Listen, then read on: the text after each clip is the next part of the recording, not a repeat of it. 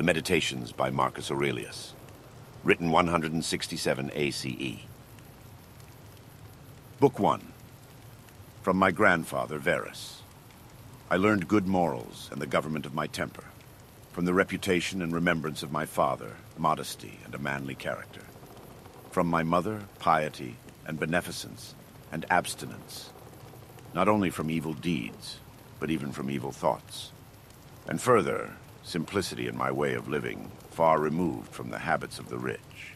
From my great-grandfather, not to have frequented public schools, and to have had good teachers at home, and to know that on such things a man should spend liberally. From my governor, to be neither of the green nor of the blue party at the games in the circus, nor a partisan either of the Pomularius or the Scutarius at the gladiators' fights.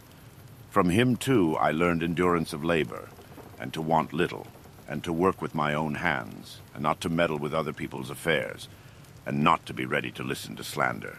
From Diognetus, not to busy myself about trifling things, and not to give credit to what was said by miracle workers and jugglers about incantations, and the driving away of demons and such things, and not to breed quails for fighting, nor to give myself up passionately to such things, and to endure freedom of speech, and to have become intimate with philosophy, and to have been a hearer, first of Bacchius, then of Tandisis and Marcianus, and to have written dialogues in my youth, and to have desired a plank bed and skin, and whatever else of the kind belongs to the Grecian discipline.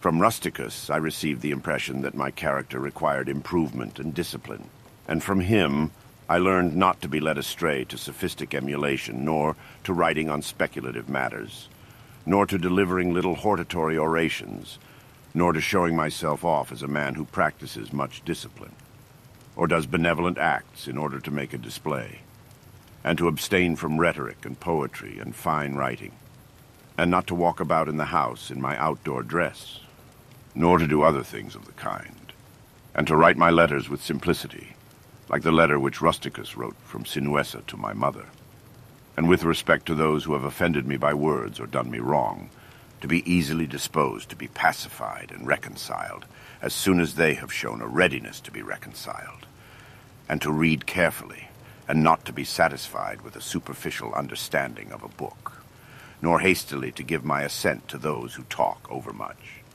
And I am indebted to him for being acquainted with the discourses of Epictetus, which he communicated to me out of his own collection. From Apollonius I learned freedom of will and undeviating steadiness of purpose, and to look to nothing else, not even for a moment except to reason, and to be always the same in sharp pains, on the occasion of the loss of a child, and in long illness, and to see clearly in a living example that the same man can be both most resolute and yielding, and not peevish in giving his instruction, and to have had before my eyes a man who clearly considered his experience and his skill in expounding philosophical principles as the smallest of his merits. And from him I learned how to receive from friends what are esteemed favors, without being either humbled by them or letting them pass unnoticed. From Sextus, a benevolent disposition, and the example of a family governed in a fatherly manner, and the idea of living conformably to nature, and gravity without affectation, and to look carefully after the interests of friends, and to tolerate ignorant persons, and those who form opinions without consideration. He had the power of readily accommodating himself to all, so that intercourse with him was more agreeable than any flattery, and at the same time he was most highly venerated by those who associated with him. And he had the faculty both of discovering and ordering, in an intelligent and methodical way, the principles necessary for life, and he never showed anger or any other passion, but was entirely free from passion, and also most affectionate, and he could express approbation without noisy display, and he possessed much knowledge without ostentation.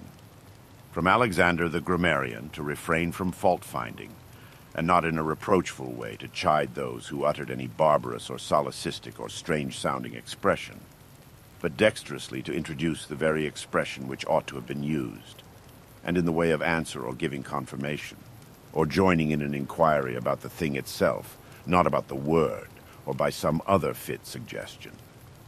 From Fronto, I learned to observe what envy and duplicity and hypocrisy are in a tyrant, and that generally those among us who are called patricians are rather deficient in paternal affection.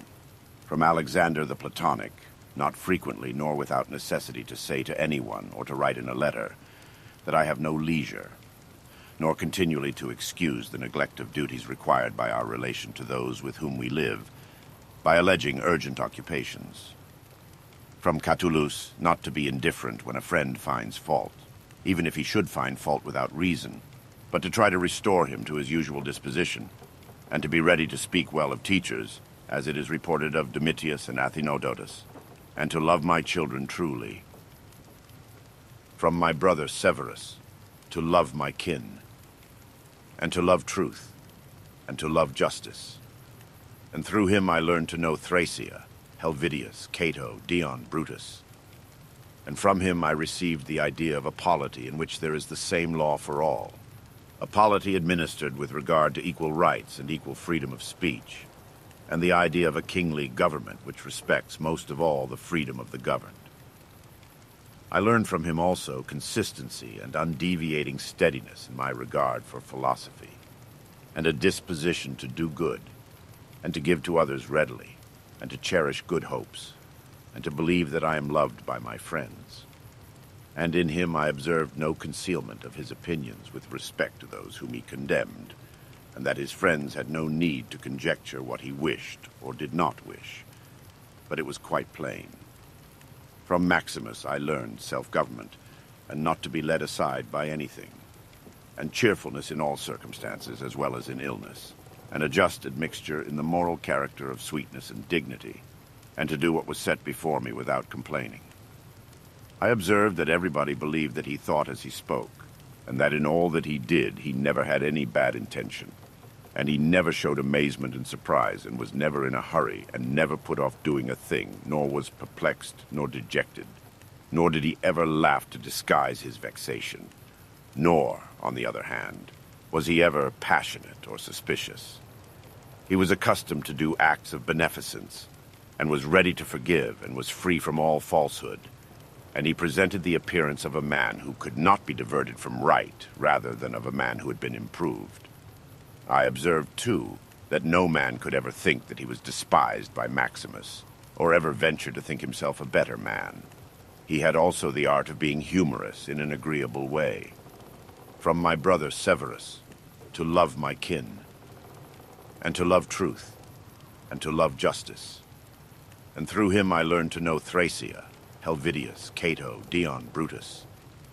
And from him I received the idea of a polity in which there is the same law for all, a polity administered with regard to equal rights and equal freedom of speech, and the idea of a kingly government which respects most of all the freedom of the governed.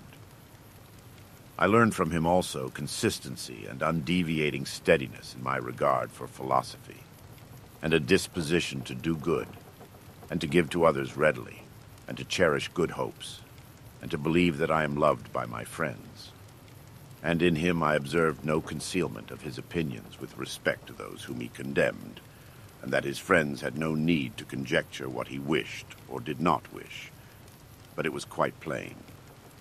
From Maximus I learned self-government, and not to be led aside by anything, and cheerfulness in all circumstances as well as in illness, an adjusted mixture in the moral character of sweetness and dignity, and to do what was set before me without complaining.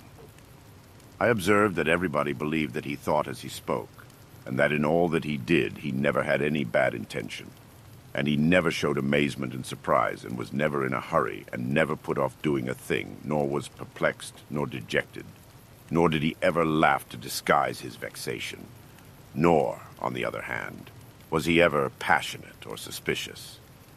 He was accustomed to do acts of beneficence, and was ready to forgive, and was free from all falsehood, and he presented the appearance of a man who could not be diverted from right, rather than of a man who had been improved. I observed, too, that no man could ever think that he was despised by Maximus, or ever venture to think himself a better man. He had also the art of being humorous in an agreeable way. To the gods I am indebted for having good grandfathers, good parents, a good sister, good teachers, good associates, good kinsmen and friends. nearly everything good. Further, I owe it to the gods that I was not hurried into any offense against any of them, though I had a disposition which, if opportunity had offered, might have led me to do something of this kind. But through their favor there never was such a concurrence of circumstances as put me to the trial. Further, I am thankful to the gods that I was not longer brought up with my grandfather's concubine, and that I preserved the flower of my youth, and that I did not make proof of my virility before the proper season, but even deferred the time.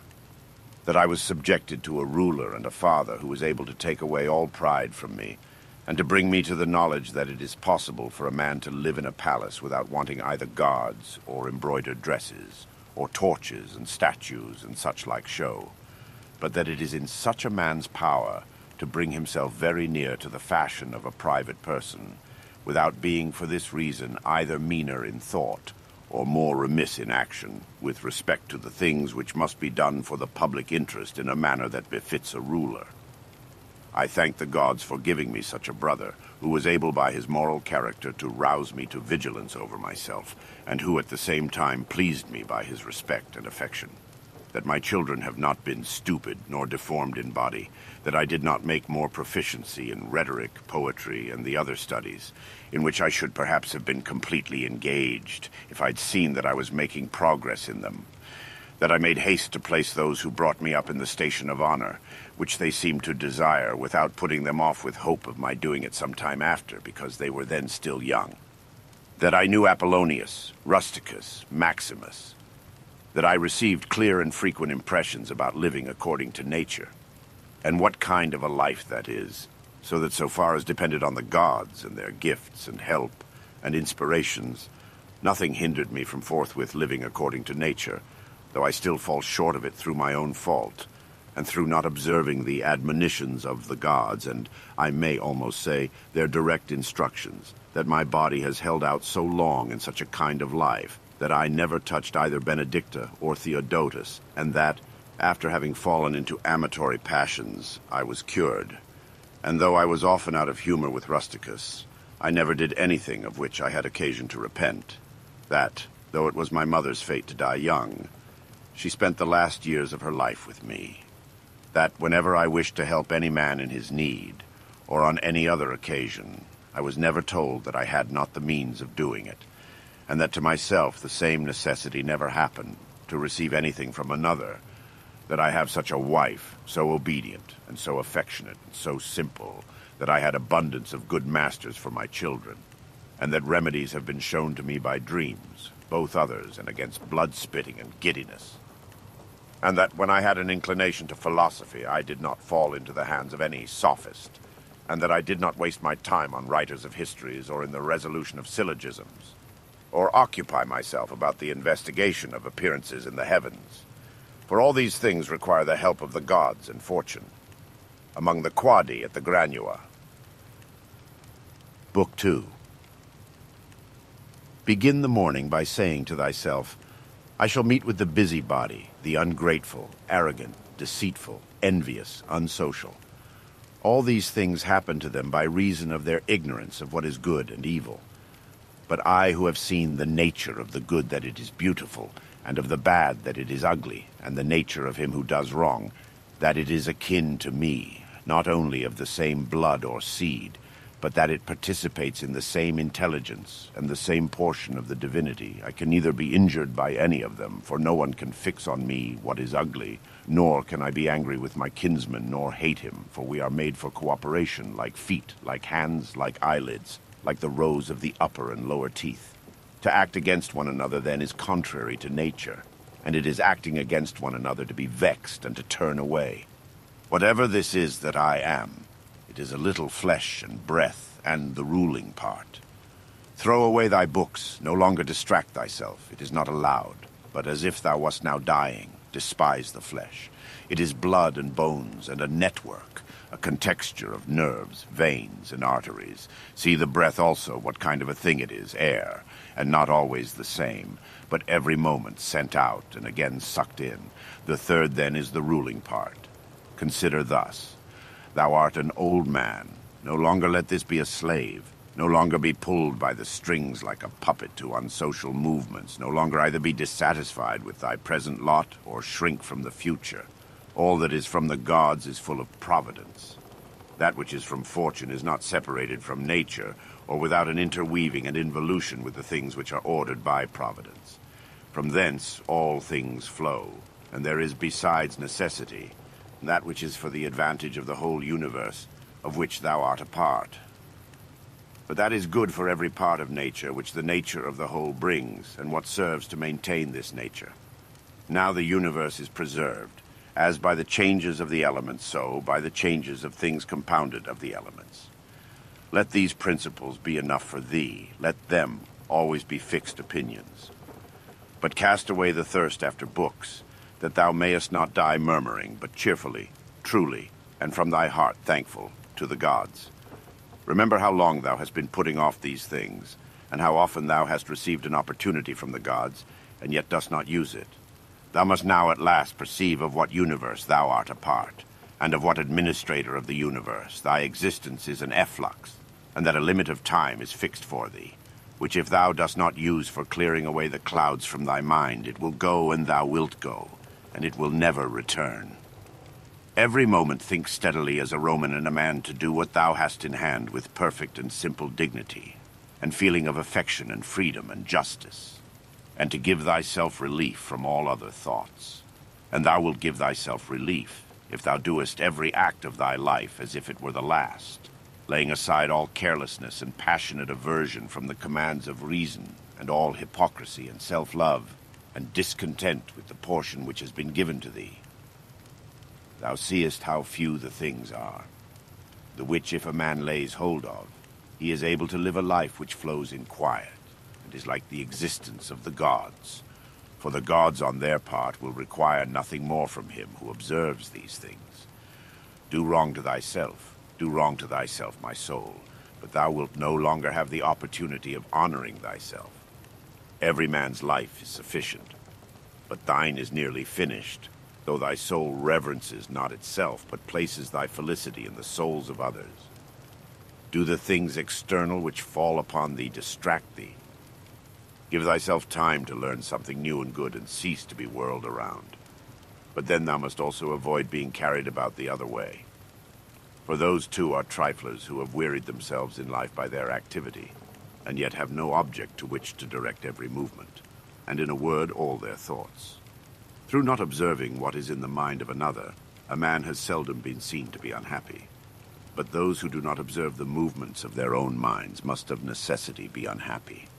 This thou must always bear in mind, what is the nature of the whole, and what is my nature, and how this is related to that, and what kind of a part it is of what kind of a whole, and that there is no one who hinders thee from always doing and saying the things which are according to the nature of which thou art a part. Theophrastus, in his comparison of bad acts, such a comparison as one would make in accordance with the common notions of mankind, says, like a true philosopher, that the offenses which are committed through desire are more blamable than those which are committed through anger. For he who is excited by anger seems to turn away from reason with a certain pain and unconscious contraction. But he who offends through desire, being overpowered by pleasure, seems to be in a manner more intemperate and more womanish in his offenses. Rightly then, and in a way worthy of philosophy, he said that the offense which is committed with pleasure is more blamable than that which is committed with pain. And on the whole, the one is more like a person who has been first wronged, and through pain is compelled to be angry. But the other is moved by his own impulse to do wrong, being carried towards doing something by desire. Since it is possible that thou mayest depart from life this very moment, regulate every act and thought accordingly. But to go away from among men if there are gods is not a thing to be afraid of, for the gods will not involve thee in evil, but if indeed they do not exist, or if they have no concern about human affairs, what is it to me to live in a universe devoid of gods or devoid of providence? But in truth they do exist, and they do care for human things. And they have put all the means in man's power to enable him not to fall into real evils. And as to the rest, if there was anything evil, they would have provided for this also, that it should be altogether in a man's power not to fall into it. Now that which does not make a man worse, how can it make a man's life worse? But neither through ignorance nor having the knowledge but not the power to guard against or correct these things, is it possible that the nature of the universe has overlooked them, nor is it possible that it has made so great a mistake, either through want of power or want of skill, that good and evil should happen indiscriminately to the good and the bad. But death, certainly, and life, honor and dishonor, pain and pleasure, all these things equally happen to good men and bad, being things which make us neither better nor worse. Therefore they are neither good nor evil. How quickly all things disappear, in the universe the bodies themselves, but in time the remembrance of them. What is the nature of all sensible things, and particularly those which attract with the bait of pleasure or terrify by pain, or are noised abroad by vapory fame? How worthless and contemptible and sordid and perishable and dead they are. All this it is the part of the intellectual faculty to observe. To observe, too, who these are whose opinions and voices give reputation. What death is, and the fact that, if a man looks at it in itself, and by the abstractive power of reflection resolves into their parts, all the things which present themselves to the imagination in it, he will then consider it to be nothing else than an operation of nature. And if anyone is afraid of an operation of nature, he is a child. This, however, is not only an operation of nature, but it is also a thing which conduces to the purposes of nature. To observe, too, how man comes near to the deity, and by what part of him, and when this part of man is so disposed. Nothing is more wretched than a man who traverses everything in a round, and pries into the things beneath the earth, as the poet says, and seeks by conjecture what is in the minds of his neighbors, without perceiving that it is sufficient to attend to the demon within him, and to reverence it sincerely. And reverence of the demon consists in keeping it pure from passion and thoughtlessness, and dissatisfaction with what comes from gods and men. For the things from the gods merit veneration for their excellence, and the things from men should be dear to us by reason of kinship, and sometimes even, in a manner, they move our pity by reason of men's ignorance of good and bad, this defect being not less than that which deprives us of the power of distinguishing things that are white and black. Though thou shouldst be going to live 3,000 years, and as many times 10,000 years, still remember that no man loses any other life than this which he now lives, nor lives any other than this which he now loses. The longest and shortest are thus brought to the same. For the present is the same to all, though that which perishes is not the same, and so that which is lost appears to be a mere moment. For a man cannot lose either the past or the future. For what a man is not, how can anyone take this from him? These two things, then, thou must bear in mind. The one, that all things from eternity are of like forms and come round in a circle, and that it makes no difference whether a man shall see the same things during 100 years or 200 or an infinite time. And the second, that the longest liver and he who will die soonest lose just the same. For the present is the only thing of which a man can be deprived, if it is true that this is the only thing which he has, and that a man cannot lose a thing if he has it not.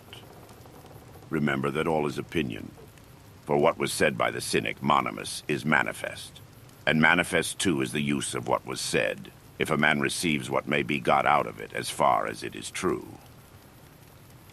The soul of man does violence to itself, first of all, when it becomes an abscess, and as it were a tumor on the universe, so far as it can. For to be vexed at anything which happens is a separation of ourselves from nature, in some part of which the natures of all other things are contained. In the next place, the soul does violence to itself when it turns away from any man, or even moves towards him with the intention of injuring, such as are the souls of those who are angry. In the third place, the soul does violence to itself when it is overpowered by pleasure or by pain. Fourthly, when it plays a part, and does or says anything insincerely and untruly. Fifthly, when it allows any act of its own and any movement to be without an aim, and does anything thoughtlessly and without considering what it is, it being right that even the smallest things be done with reference to an end. And the end of rational animals is to follow the reason and the law of the most ancient city and polity. Of human life the time is a point, And the substance is in a flux, and the perception dull, and the composition of the whole body subject to putrefaction, and the soul a whirl, and fortune hard to divine, and fame a thing devoid of judgment.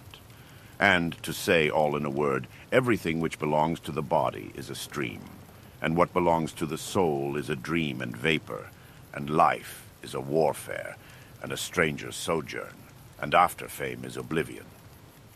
What then is that which is able to conduct a man? One thing and only one: philosophy. But this consists in keeping the demon within a man free from violence and unharmed, superior to pains and pleasures, doing nothing without purpose, nor yet falsely and with hypocrisy, not feeling the need of another man's doing or not doing anything. And besides, accepting all that happens and all that is allotted as coming from thence, wherever it is from whence he himself came. And finally waiting for death with a cheerful mind, as being nothing else than a dissolution of the elements of which every living being is compounded. But if there is no harm to the elements themselves, in each continually changing into another, why should a man have any apprehension about the change and dissolution of all the elements? For it is according to nature, and nothing is evil which is according to nature. Book 3. We ought to consider not only that our life is daily wasting away and a smaller part of it is left, but another thing also must be taken into the account, that if a man should live longer, it is quite uncertain whether the understanding will still continue sufficient for the comprehension of things, and retain the power of contemplation which strives to acquire the knowledge of the divine and the human. For if he shall begin to fall into dotage, perspiration and nutrition and imagination and appetite, and whatever else there is of the kind, will not fail.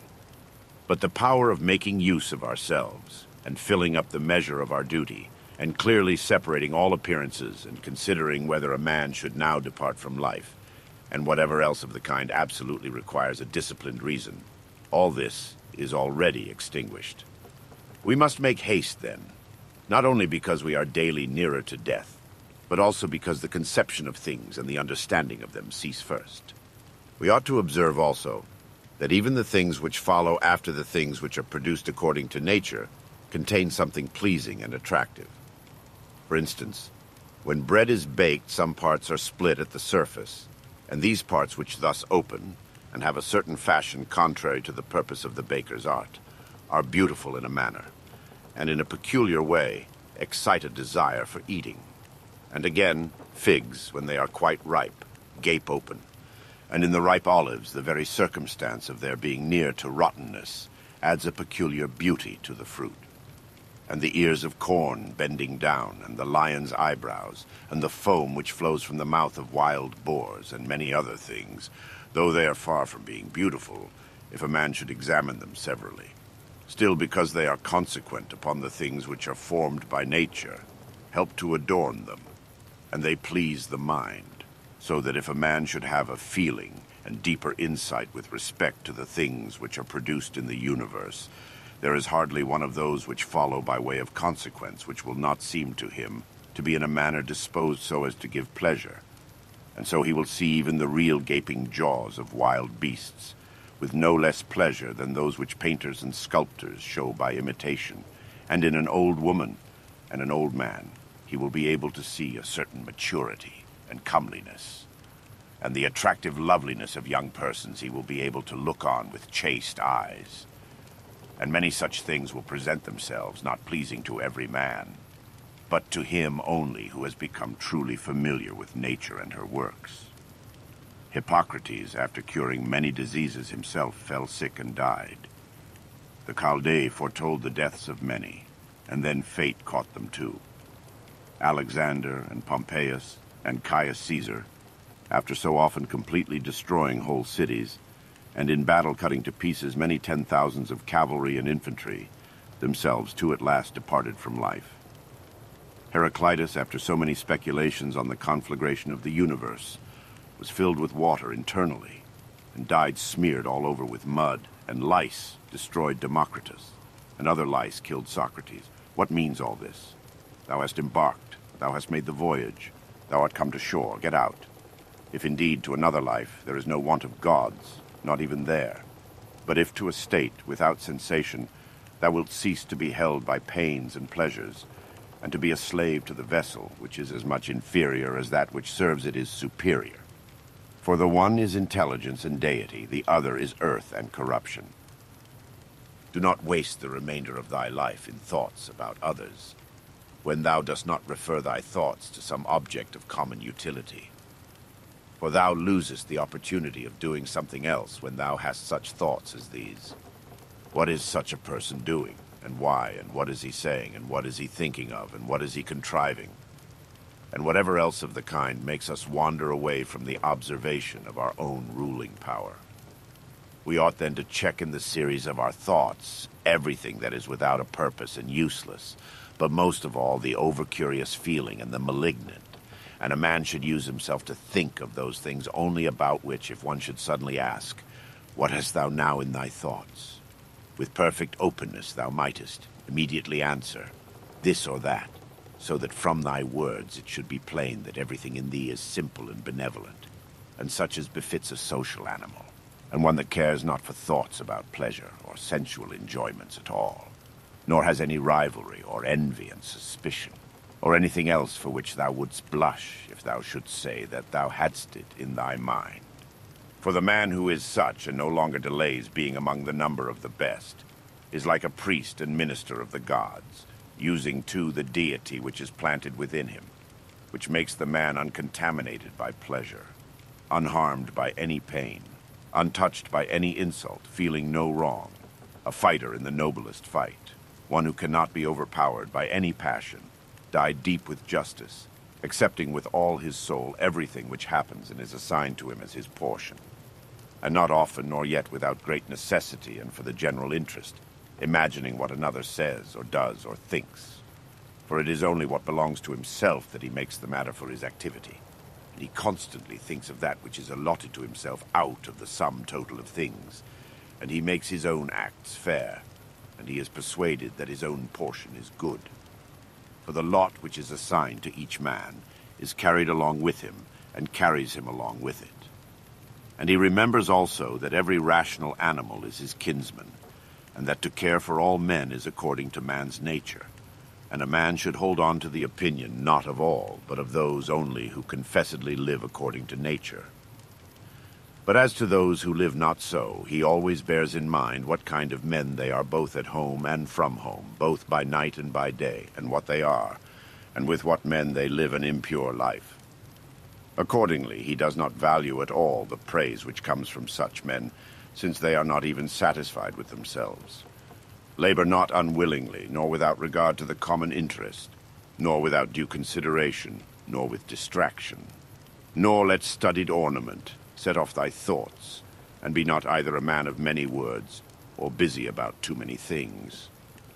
And further, let the deity which is in thee be the guardian of a living being, manly and of ripe age, and engaged in matter political, and a Roman, and a ruler, who has taken his post like a man waiting for the signal which summons him from life, and ready to go, having need neither of oath nor of any man's testimony. Be cheerful also, and seek not external help, nor the tranquility which others give. A man then must stand erect, not be kept erect by others. If thou findest in human life anything better than justice, truth, temperance, fortitude, and in a word, anything better than thy own mind's self-satisfaction in the things which it enables thee to do according to right reason, and in the condition that is assigned to thee without thy own choice, if I say thou seest anything better than this, turn to it with all thy soul, and enjoy that which thou hast found to be the best. But if nothing appears to be better than the deity which is planted in thee, which has subjected to itself all thy appetites, and carefully examines all the impressions, and, as Socrates said, has detached itself from the persuasions of sense, and has submitted itself to the gods, and cares for mankind. If thou findest everything else smaller and of less value than this, give place to nothing else. For if thou dost once diverge and incline to it, thou wilt no longer without distraction be able to give the preference to that good thing which is thy proper possession and thy own. For it is not right that anything of any other kind, such as praise from the many, or power or enjoyment of pleasure, should come into competition with that which is rationally and politically or practically good. All these things, even though they may seem to adapt themselves to the better things in a small degree, obtain the superiority all at once and carry us away. But do thou, I say, simply and freely choose the better and hold to it. But that which is useful is the better. Well then, if it is useful to thee as a rational being, keep to it. But if it is only useful to thee as an animal, say so, and maintain thy judgment without arrogance. Only take care that thou makest the inquiry by a sure method. Never value anything as profitable to thyself, which shall compel thee to break thy promise, to lose thy self-respect, to hate any man, to suspect, to curse, to act the hypocrite, to desire anything which needs walls and curtains. For he who has preferred to everything intelligence and demon and the worship of its excellence, acts no tragic part, does not groan, will not need either solitude or much company. And, what is chief of all, he will live without either pursuing or flying from death. But whether for a longer or a shorter time, he shall have the soul enclosed in the body, he cares not at all. For even if he must depart immediately, he will go as readily as if he were going to do anything else which can be done with decency and order, taking care of this only all through life, that his thoughts turn not away from anything which belongs to an intelligent animal and a member of a civil community. In the mind of one who is chastened and purified, thou wilt find no corrupt matter, nor impurity, nor any sore skinned over. Nor is his life incomplete when fate overtakes him, as one may say of an actor who leaves the stage before ending and finishing the play. Besides, there is in him nothing servile nor affected, nor too closely bound to other things, nor yet detached from other things. Nothing worthy of blame, nothing which seeks a hiding place, reverence the faculty which produces opinion. On this faculty it entirely depends whether there shall exist in thy ruling part any opinion inconsistent with nature and the constitution of the rational animal. And this faculty promises freedom from hasty judgment and friendship towards men and obedience to the gods. Throwing away then all things, hold to these only which are few. And besides, bear in mind that every man lives only this present time, which is an indivisible point, and that all the rest of his life is either past or it is uncertain. Short then is the time which every man lives, and small the nook of the earth where he lives. And short too the longest posthumous fame, and even this only continued by a succession of poor human beings, who will very soon die, and who know not even themselves, much less him who died long ago. To the aids which have been mentioned, let this one still be added. Make for thyself a definition or description of the thing which is presented to thee, so as to see distinctly what kind of a thing it is in its substance, in its nudity, in its complete entirety, and tell thyself its proper name, and the names of the things of which it has been compounded, and into which it will be resolved. For nothing is so productive of elevation of mind as to be able to examine methodically and truly every object which is presented to thee in life, and always to look at things so as to see at the same time what kind of universe this is, and what kind of use everything performs in it, and what value everything has with reference to the whole, and what with reference to man, who is a citizen of the highest city, of which all other cities are like families. What each thing is, and of what it is composed, and how long it is the nature of this thing to endure, which now makes an impression on me, and what virtue I have need of with respect to it, such as gentleness, manliness, truth, fidelity, simplicity, contentment, and the rest. Wherefore, on every occasion, a man should say, "This comes from God, and this is according to the apportionment and spinning of the thread of destiny, and such like coincidence and chance. And this is from one of the same stock, and a kinsman and partner, one who knows not, however, what is according to his nature. But I know. For this reason I behave towards him according to the natural law of fellowship, with benevolence and justice. At the same time, however, in things indifferent, I attempt to ascertain the value of each. If thou workest at that which is before thee, following right reason seriously, vigorously, calmly, without allowing anything else to distract thee, but keeping thy divine part pure, as if thou shouldst be bound to give it back immediately. If thou holdest to this, expecting nothing, fearing nothing, but satisfied with thy present activity according to nature, and with heroic truth in every word and sound which thou utterest, thou wilt live happy. And there is no man who is able to prevent this. As physicians have always their instruments and knives ready for cases which suddenly require their skill, so do thou have principles ready for the understanding of things divine and human, and for doing everything, even the smallest, with a recollection of the bond which unites the divine and human to one another.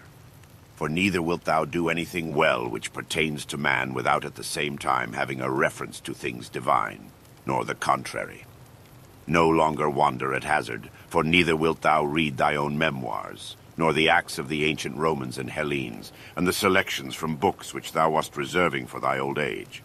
Hasten then to the end which thou hast before thee, and throwing away idle hopes, come to thy own aid if thou carest at all for thyself, while it is in thy power. They know not how many things are signified by the words stealing, sowing, buying, keeping quiet, seeing what ought to be done. For this is not affected by the eyes, but by another kind of vision. Body, soul, intelligence. To the body belong sensations, to the soul appetites, to the intelligence principles.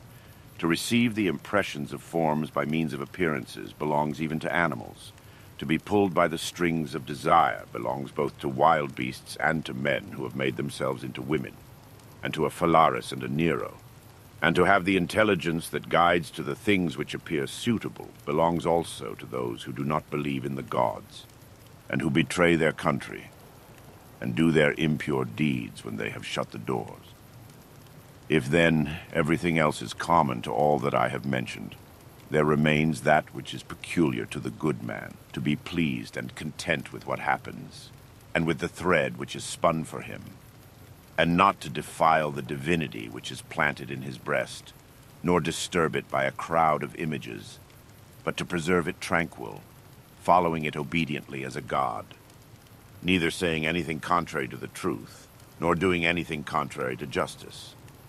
And if all men refuse to believe that he lives a simple, modest, and contented life, he is neither angry with any of them, nor does he deviate from the way which leads to the end of life, to which a man ought to come pure, tranquil, ready to depart, and without any compulsion perfectly reconciled to his lot. Book 4. That which rules within, when it is according to nature, is so affected with respect to the events which happen, that it always easily adapts itself to that which is and is presented to it. For it requires no definite material, but it moves towards its purpose, under certain conditions, however, and it makes a material for itself out of that which opposes it, as fire lays hold of what falls into it, by which a small light would have been extinguished. But when the fire is strong, it soon appropriates to itself the matter which is heaped on it, and consumes it, and rises higher by means of this very material. Let no act be done without a purpose, nor otherwise than according to the perfect principles of art. Men seek retreats for themselves, houses in the country, seashores, and mountains, and thou too art wont to desire such things very much. But this is altogether a mark of the most common sort of men, for it is in thy power whenever thou shalt choose to retire into thyself. For nowhere, either with more quiet or more freedom from trouble, does a man retire than into his own soul, particularly when he has within him such thoughts that by looking into them he is immediately in perfect tranquility. And I affirm that tranquility is nothing else than the good ordering of the mind. Constantly, then, give to thyself this retreat and renew thyself, and let thy principles be brief and fundamental, which, as soon as thou shalt recur to them, will be sufficient to cleanse the soul completely, and to send thee back free from all discontent with the things to which thou returnest. For with what art thou discontented? With the badness of men. Recall to thy mind this conclusion, that rational animals exist for one another, and that to endure is a part of justice, and that men do wrong involuntarily. And consider how many already, after mutual enmity, suspicion, hatred, and fighting, have been stretched dead, reduced to ashes, and be quiet at last. But perhaps thou art dissatisfied with that which is assigned to thee out of the universe. Recall to thy recollection this alternative. Either there is providence or atoms, fortuitous concurrence of things, or remember the arguments by which it has been proved that the world is a kind of political community, and be quiet at last. but perhaps corporeal things will still fasten upon thee. Consider then further, that the mind mingles not with the breath, whether moving gently or violently, when it has once drawn itself apart and discovered its own power.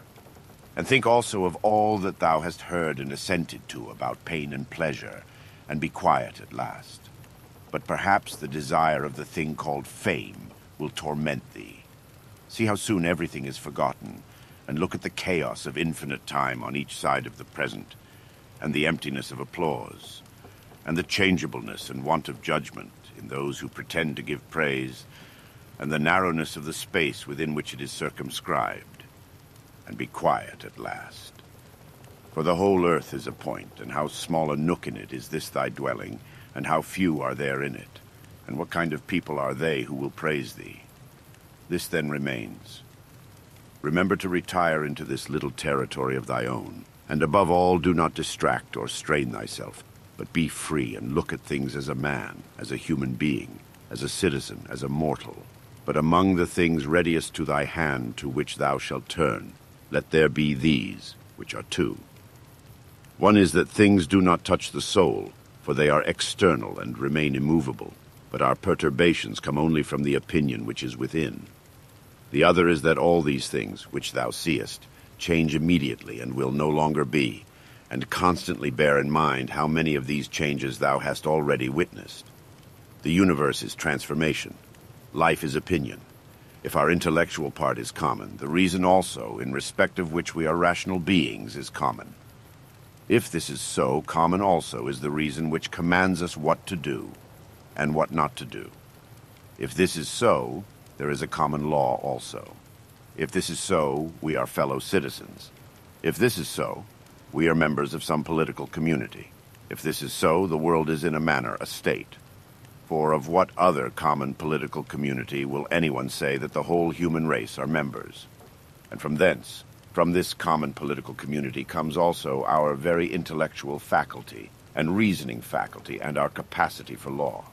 Or whence do they come? For as my earthly part is a portion given to me from certain earth, and that which is watery from another element, and that which is hot and fiery from some peculiar source, for nothing comes out of that which is nothing, as nothing also returns to non-existence, so also the intellectual part comes from some source.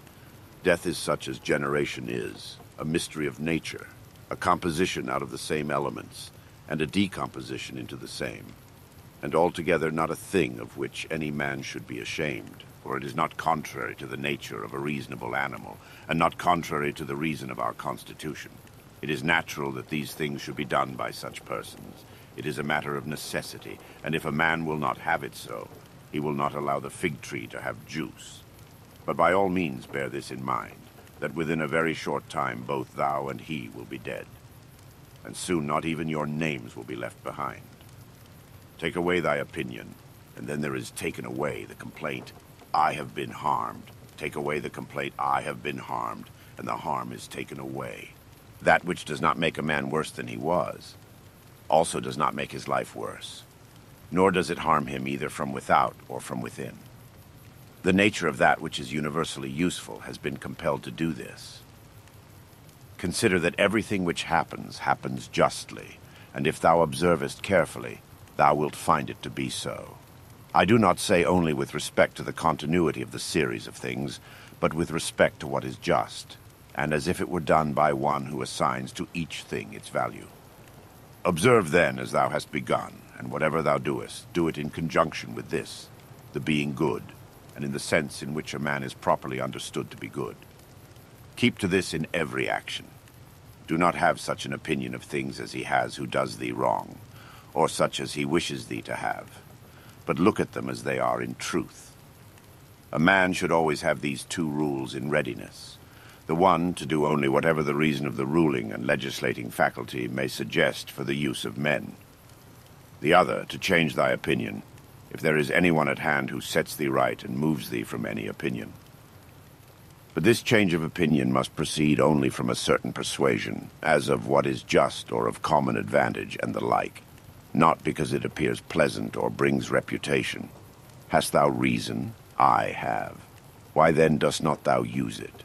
For if this does its own work, What else dost thou wish? Thou hast existed as a part. Thou shalt disappear in that which produced thee, but rather thou shalt be received back into its seminal principle by transmutation. Many grains of frankincense on the same altar. One falls before, another falls after, but it makes no difference. Within 10 days thou wilt seem a god to those to whom thou art now a beast and an ape, if thou wilt return to thy principles and the worship of reason. Do not act as if thou wert going to live 10,000 years. Death hangs over thee. While thou livest, while it is in thy power, be good. How much trouble he avoids who does not look to see what his neighbor says or does or thinks, but only to what he does himself, that it may be just and pure. Or as Agathon says, look not round at the depraved morals of others, but run straight along the line without deviating from it. He who has a vehement desire for posthumous fame does not consider that every one of those who remember him will himself also die very soon. Then again also, they who have succeeded them until the whole remembrance shall have been extinguished, as it is transmitted through men who foolishly admire and perish. But suppose that those who will remember are even immortal, and that the remembrance will be immortal. What then is this to thee? And I say not, what is it to the dead, but what is it to the living? What is praise, except indeed so far as it has a certain utility?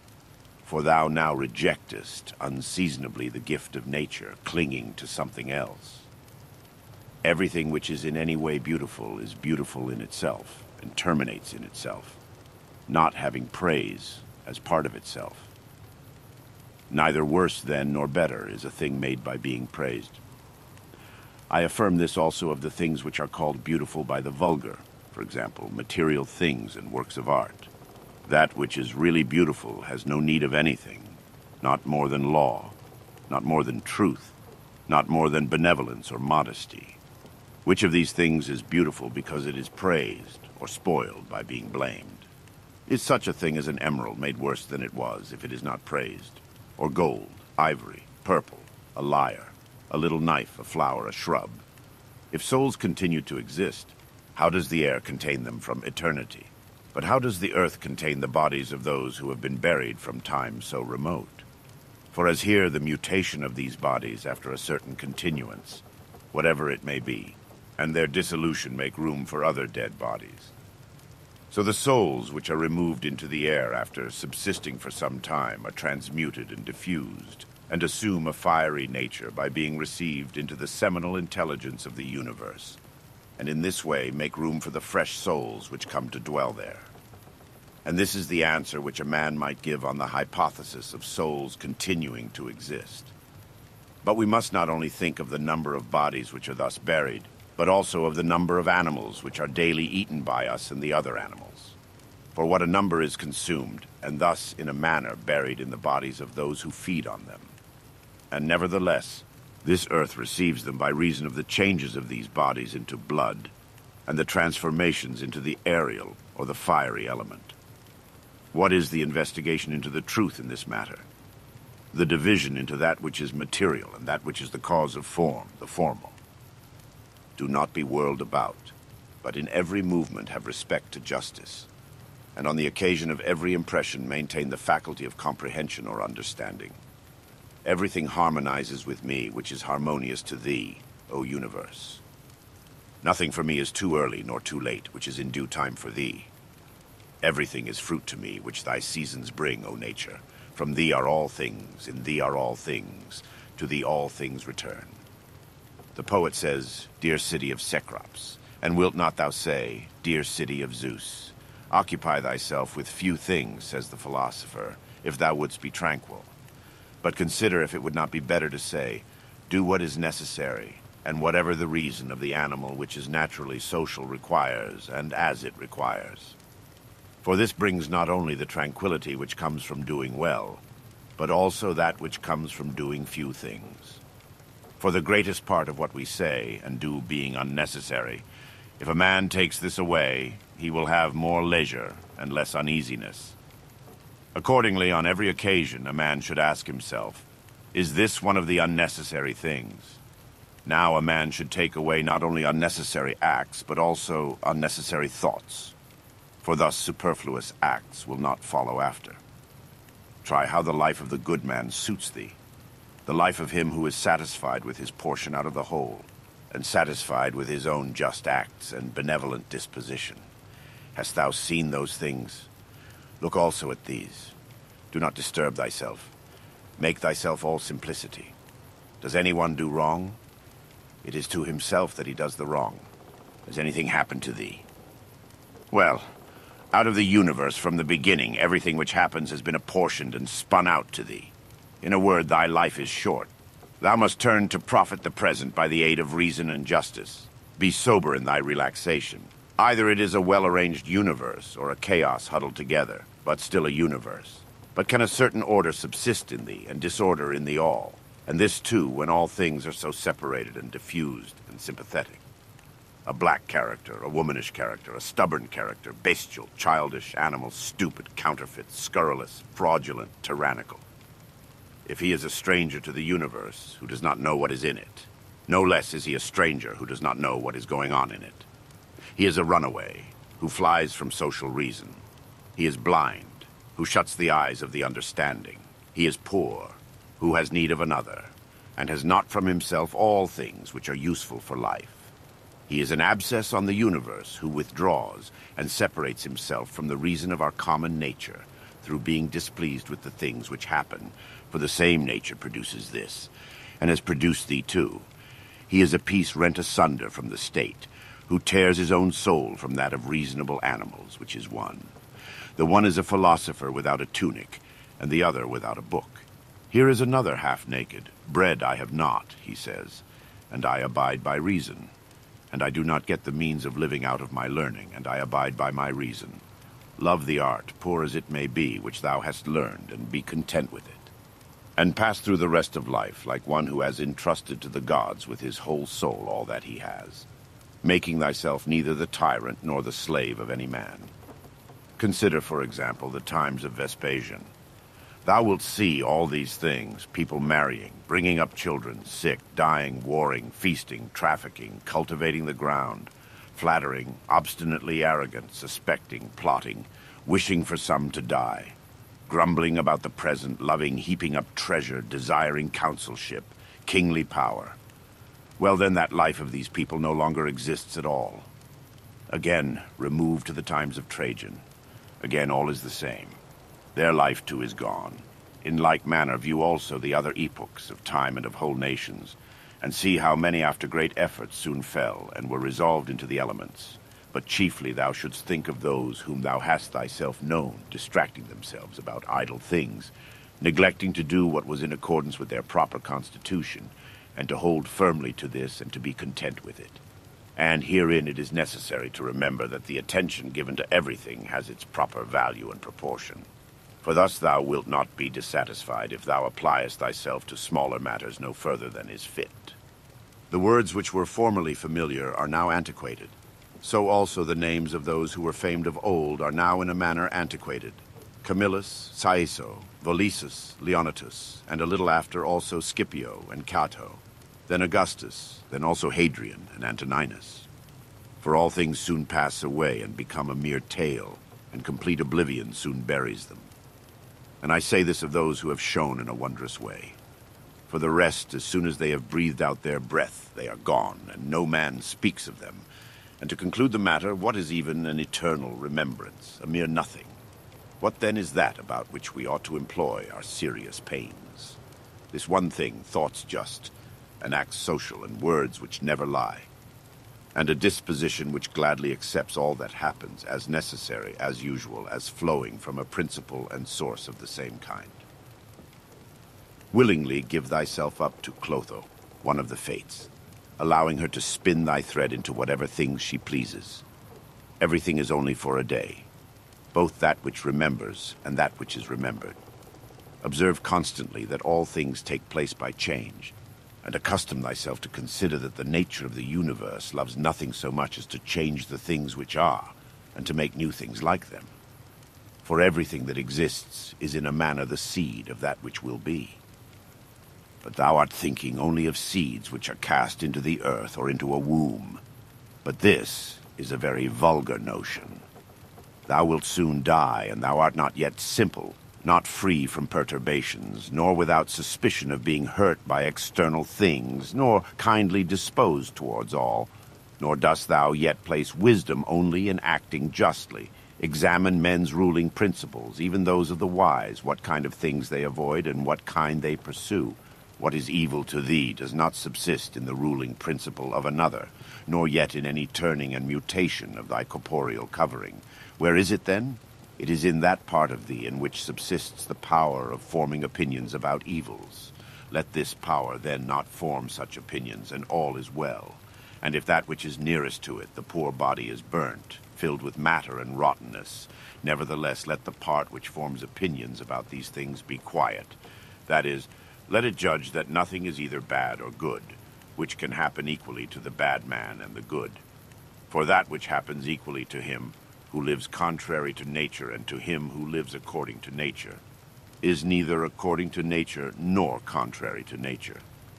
Constantly regard the universe as one living being, having one substance and one soul, and observe how all things have reference to one perception, the perception of this one living being, and how all things act with one movement, and how all things are the cooperating causes of all things which exist.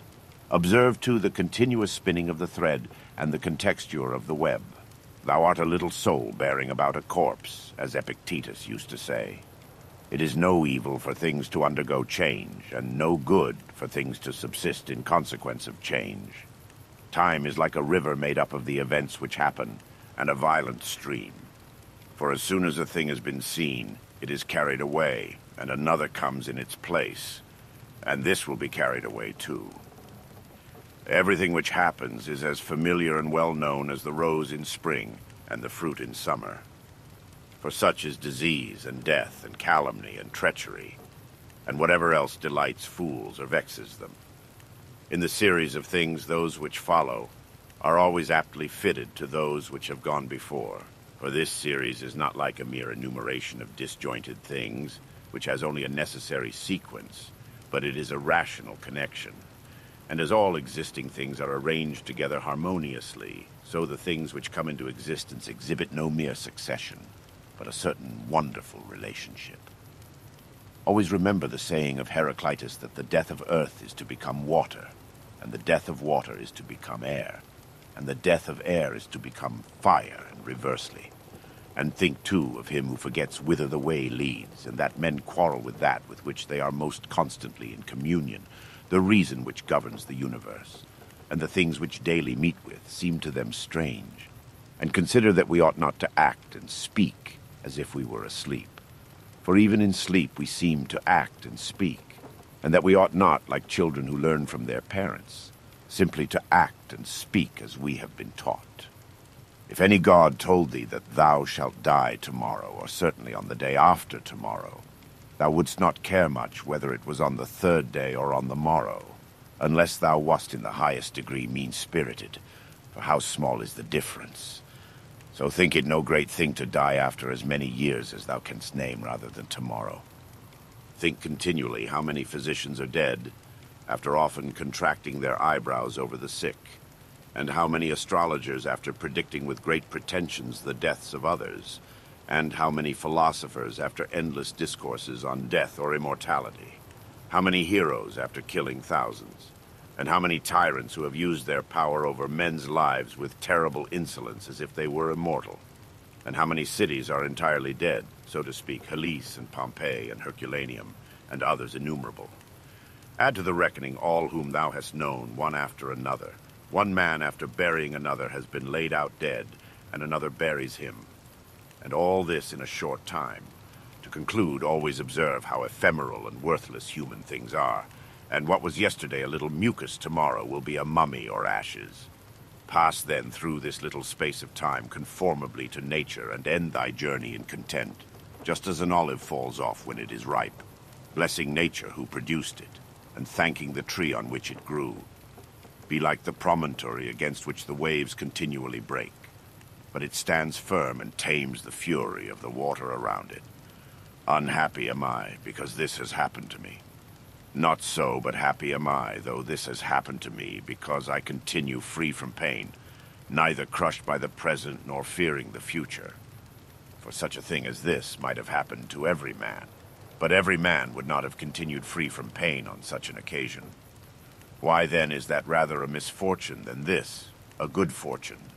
And dost thou in all cases call that a man's misfortune, which is not a deviation from man's nature? And does a thing seem to thee to be a deviation from man's nature, when it is not contrary to the will of man's nature? Well, thou knowest the will of nature. Will then this which has happened prevent thee from being just, magnanimous, temperate, prudent, secure against inconsiderate opinions and falsehood? Will it prevent thee from having modesty, freedom, and everything else, by the presence of which man's nature obtains all that is its own? Remember, too, on every occasion which leads thee to vexation, to apply this principle. Not that this is a misfortune, but that to bear it nobly is good fortune. It is a vulgar, but still a useful help towards contempt of death, to pass in review those who have tenaciously stuck to life. What more, then, have they gained than those who have died early? Certainly they lie in their tombs somewhere at last. Cadianus, Fabius, Julianus, Lepidus, or anyone else like them, who have carried out many to be buried, and then were carried out themselves. Altogether, the interval is small between birth and death, and consider with how much trouble, and in company with what sort of people, and in what a feeble body this interval is laboriously passed. Do not then consider life a thing of any value. For look to the immensity of time behind thee, and to the time which is before thee, another boundless space. In this infinity, then, what is the difference between him who lives 3 days and him who lives 3 generations? Always run to the short way, and the short way is the natural. Accordingly, say and do everything in conformity with the soundest reason. For such a purpose frees a man from trouble, and warfare, and all artifice and ostentatious display. Book 5. In the morning when thou risest unwillingly, let this thought be present. I am rising to the work of a human being. Why then am I dissatisfied if I am going to do the things for which I exist, and for which I was brought into the world? Or have I been made for this, to lie in the bedclothes and keep myself warm? But this is more pleasant. Dost thou exist then to take thy pleasure, and not at all for action or exertion? Dost thou not see the little plants, the little birds, the ants, the spiders, the bees working together to put in order their several parts of the universe? And art thou unwilling to do the work of a human being, and dost thou not make haste to do that which is according to thy nature? But it is necessary to take rest also. It is necessary. However, nature has fixed bounds to this too. She has fixed bounds both to eating and drinking. And yet thou goest beyond these bounds, beyond what is sufficient. Yet in thy acts it is not so, but thou stoppest short of what thou canst do. So thou lovest not thyself. For if thou didst, thou wouldst love thy nature and her will. But those who love their several arts exhaust themselves in working at them unwashed and without food. But thou valuest thy own nature less than the turner values the turning art, or the dancer the dancing art, or the lover of money values his money, or the vainglorious man his little glory. And such men, when they have a violent affection to a thing, choose neither to eat nor to sleep rather than to perfect the things which they care for. But are the acts which concern society more vile in thy eyes and less worthy of thy labor? How easy it is to repel and to wipe away every impression which is troublesome or unsuitable, and immediately to be in all tranquility.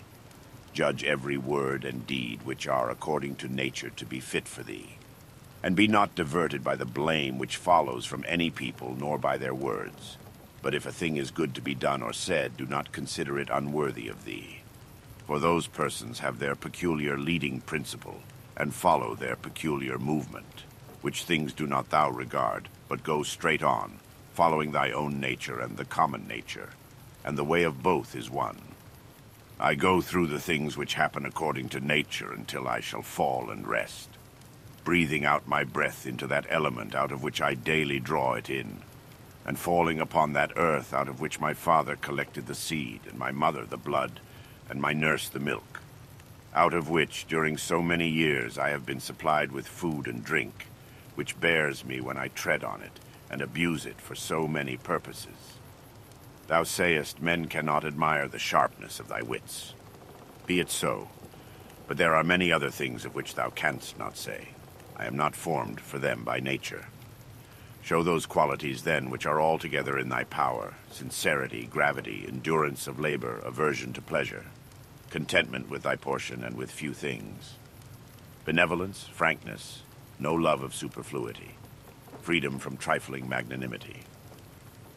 Dost thou not see how many qualities thou art immediately able to exhibit in which there is no excuse of natural incapacity and unfitness? And yet thou still remainest voluntarily below the mark.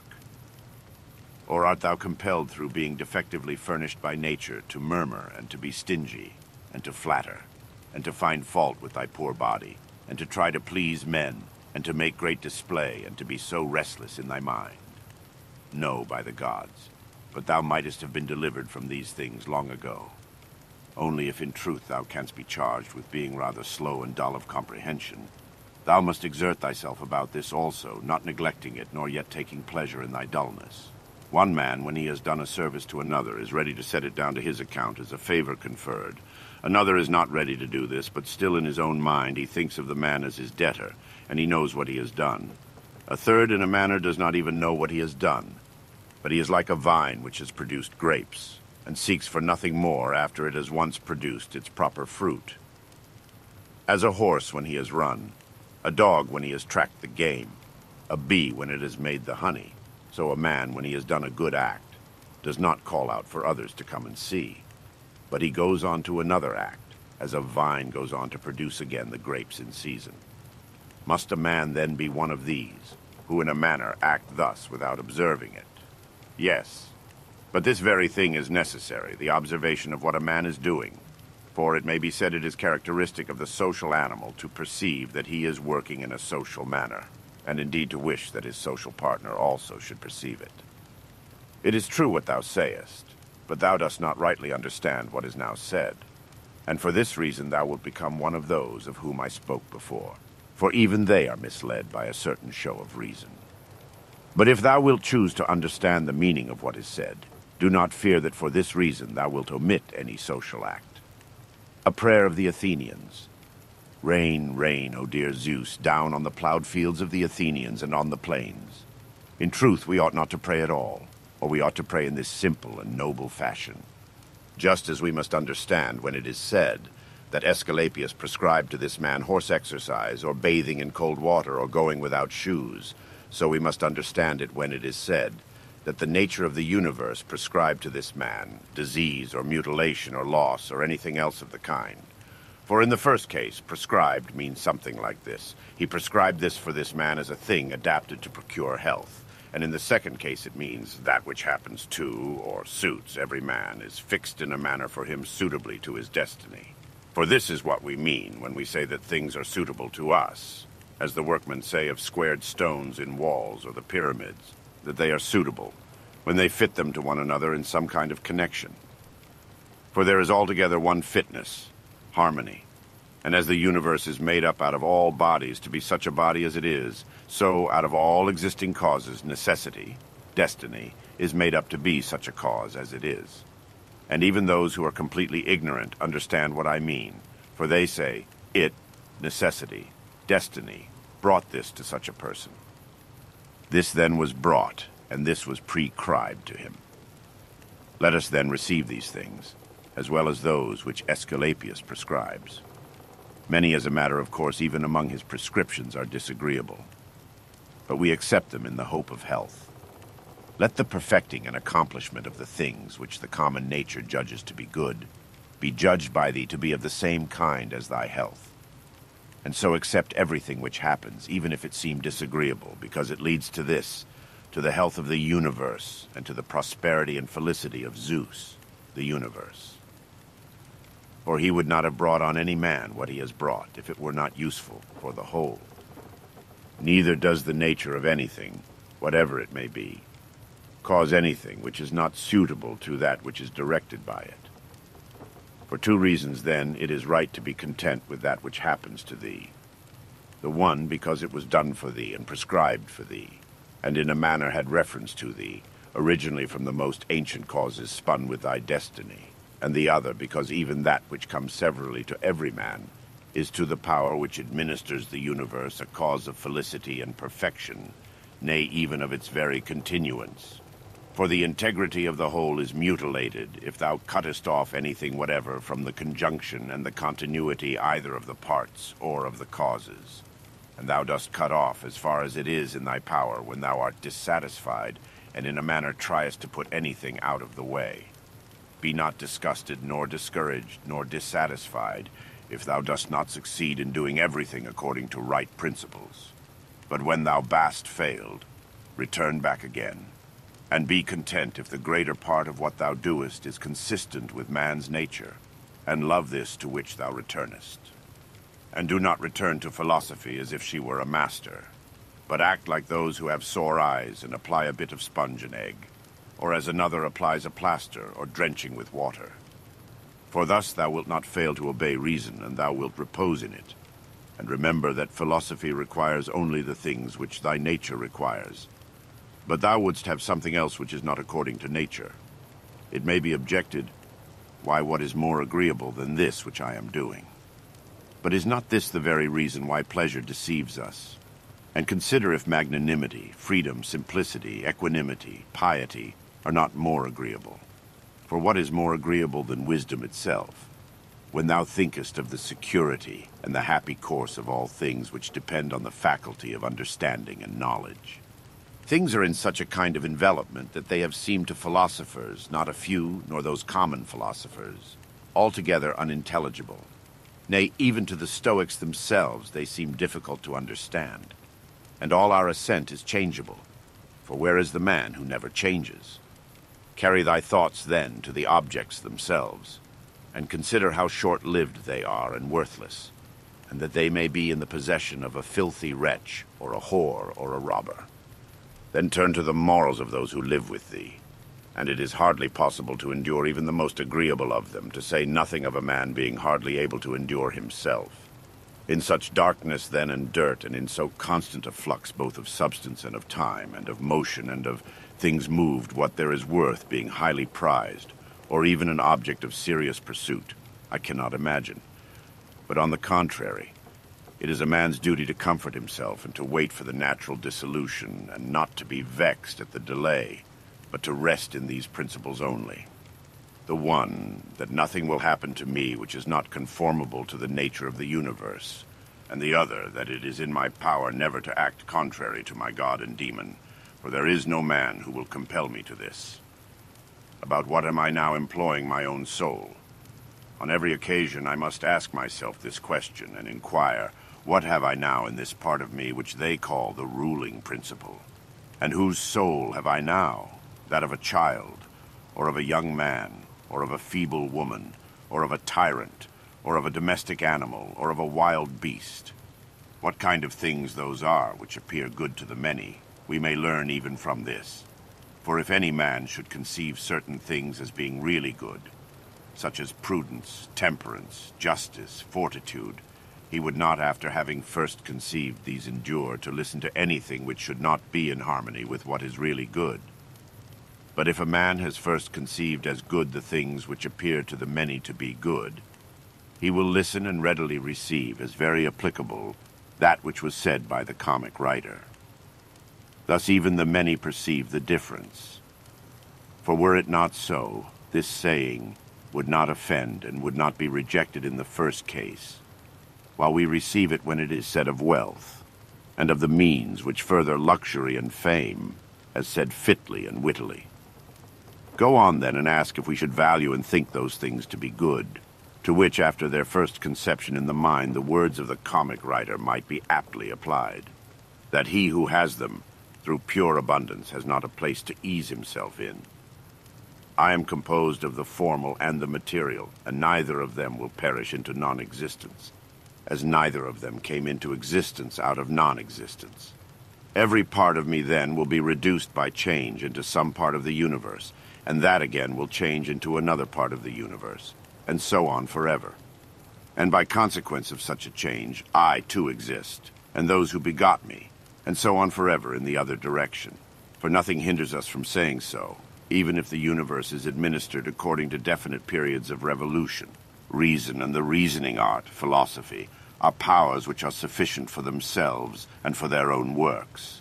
They move then from a first principle, which is their own, and they make their way to the end which is proposed to them.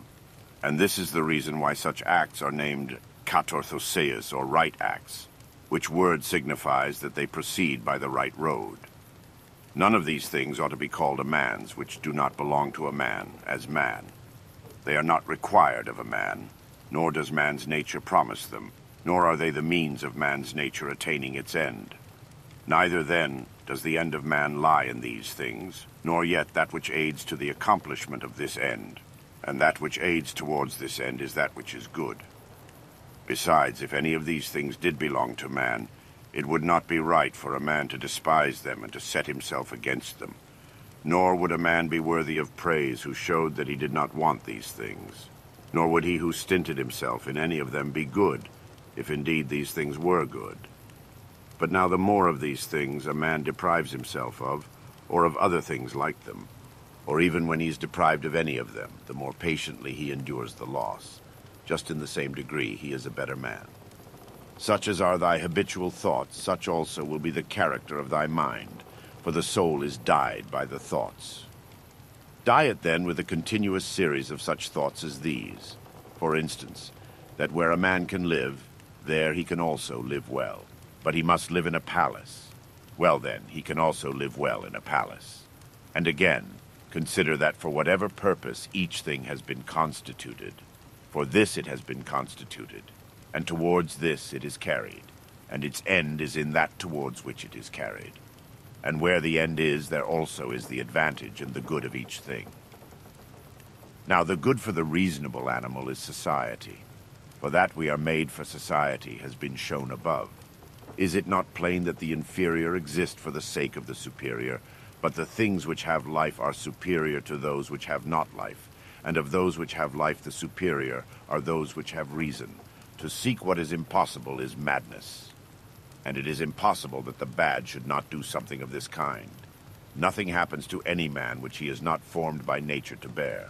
The same things happen to another, and either because he does not see that they have happened, or because he would show a great spirit, he is firm and remains unharmed. It is a shame, then, that ignorance and conceit should be stronger than wisdom. Things themselves touch not the soul, not in the least degree, nor have they admission to the soul, nor can they turn or move the soul, but the soul turns and moves itself alone, and whatever judgments it may think proper to make, such it makes for itself the things which present themselves to it.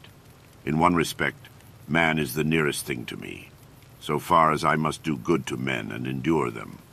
But so far as some men make themselves obstacles to my proper acts, man becomes to me one of the things which are indifferent, no less than the sun or wind or a wild beast. Now it is true that these may impede my action, but they are no impediments to my affects and disposition, which have the power of acting conditionally and changing. For the mind converts and changes every hindrance to its activity into an aid, and so that which is a hindrance is made a furtherance to an act, and that which is an obstacle on the road helps us on this road. Reverence that which is best in the universe, and this is that which makes use of all things and directs all things. And in like manner also reverence that which is best in thyself, and this is of the same kind as that. For in thyself also, that which makes use of everything else is this, and thy life is directed by this. That which does no harm to the state does no harm to the citizen. In the case of every appearance of harm, apply this rule. If the state is not harmed by this, neither am I harmed. But if the state is harmed, thou must not be angry with him who does harm to the state. Show him where his error is. Often think of the rapidity with which things pass by and disappear, both the things which are and the things which are produced. For substance is like a river in a continual flow, and the activities of things are in constant change, and the causes work in infinite varieties, and there is hardly anything which stands still. And consider this which is near to thee, this boundless abyss of the past and of the future in which all things disappear. How then is he not a fool who is puffed up with such things or plagued about them and makes himself miserable? For they vex him only for a time and a short time. Think of the universal substance, of which thou hast a very small portion, and of universal time, of which a short and indivisible interval has been assigned to thee, and of that which is fixed by destiny, and how small a part of it thou art. Does another do me wrong, let him look to it. He has his own disposition, his own activity. I now have what the universal nature wills me to have, and I do what my nature now wills me to do. Let the part of thy soul which leads and governs be undisturbed by the movements in the flesh, whether of pleasure or of pain, and let it not unite with them, but let it circumscribe itself, and limit those effects to their parts. But when these effects rise up to the mind by virtue of that other sympathy that naturally exists, in a body which is all one, then thou must not strive to resist the sensation, for it is natural. But let not the ruling part of itself add to the sensation the opinion that it is either good or bad. Live with the gods, and he does live with the gods who constantly shows to them his own soul is satisfied with that which is assigned to him, and that it does all that the demon wishes, which Zeus hath given to every man for his guardian and guide, a portion of himself. And this is every man's understanding and reason. Art thou angry with him whose armpits stink? Art thou angry with him whose mouth smells foul? What good will this danger do thee? He has such a mouth, he has such armpits. It is necessary that such an emanation must come from such things. But the man has reason, it will be said, and he is able, if he takes pain, to discover wherein he offends. I wish thee well of thy discovery. Well then, and thou hast reason. By thy rational faculty, stir up his rational faculty. Show him his error, admonish him. For if he listens, thou wilt cure him, and there is no need of anger, neither tragic actor nor whore. As thou intendest to live when thou art gone out, so it is in thy power to live here. But if men do not permit thee, then get away out of life, yet so as if thou wert suffering no harm. The house is smoky, and I quit it. Why dost thou think that this is any trouble? But so long as nothing of the kind drives me out, I remain, am free, and no man shall hinder me from doing what I choose. And I choose to do what is according to the nature of the rational and social animal. The intelligence of the universe is social. Accordingly, it has made the inferior things for the sake of the superior, and it has fitted the superior to one another. Thou seest how it has subordinated, coordinated, and assigned to everything its proper portion, and has brought together into concord with one another the things which are the best. How hast thou behaved hitherto to the gods, thy parents, brethren, children, teachers, to those who looked after thy infancy, to thy friends, kinsfolk, to thy slaves? Consider if thou hast hitherto behaved to all in such a way that this may be said of thee. Never has wronged a man in deed or word, and call to recollection both how many things thou hast passed through, and how many things thou hast been able to endure, and that the history of thy life is now complete and thy service is ended, and how many beautiful things thou hast seen, and how many pleasures and pains thou hast despised, and how many things called honorable thou hast spurned, and to how many ill-minded folks thou hast shown a kind disposition. Why do unskilled and ignorant souls disturb him who has skill and knowledge? What soul then has skill and knowledge? That which knows beginning and end, and knows the reason which pervades all substance and through all time by fixed periods, revolutions, administers the universe. Soon, very soon, thou wilt be ashes or a skeleton, and either a name or not even a name. But name is sound and echo, and the things which are much valued in life are empty and rotten and trifling, and like little dogs biting one another, and little children quarreling, laughing, and then straightway weeping.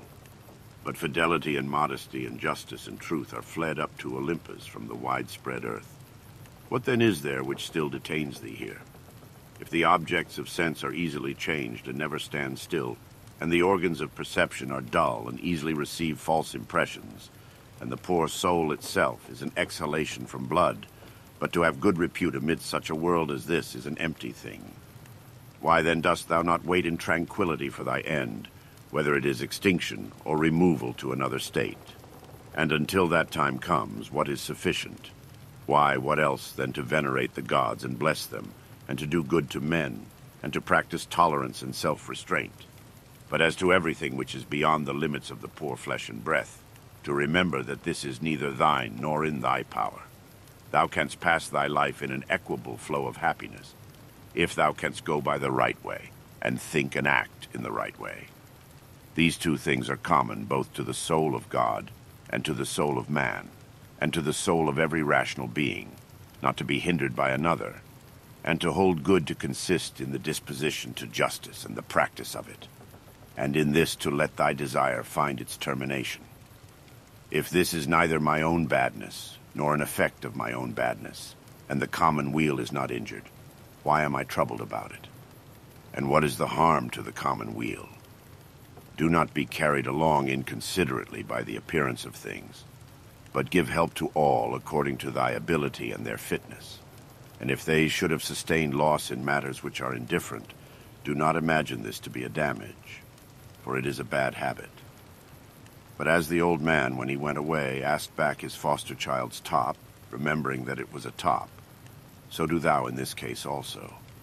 When thou art calling out on the rostra, hast thou forgotten, man, what these things are? Yes, but they are objects of great concern to these people. Wilt thou too then be made a fool for these things? I was once a fortunate man, but I lost it, I know not how. But fortunate means that a man has assigned to himself a good fortune. And a good fortune is good disposition of the soul, good emotions, good actions. Book 6. The substance of the universe is obedient and compliant, and the reason which governs it has in itself no cause for doing evil, for it has no malice, nor does it do evil to anything, nor is anything harmed by it. But all things are made and perfected according to this reason. Let it make no difference to thee whether thou art cold or warm, if thou art doing thy duty, and whether thou art drowsy or satisfied with sleep, and whether ill spoken of or praised, and whether dying or doing something else. For it is one of the acts of life, this act by which we die. It is sufficient then in this act also to do well what we have in hand. Look within. Let neither the peculiar quality of anything nor its value escape thee.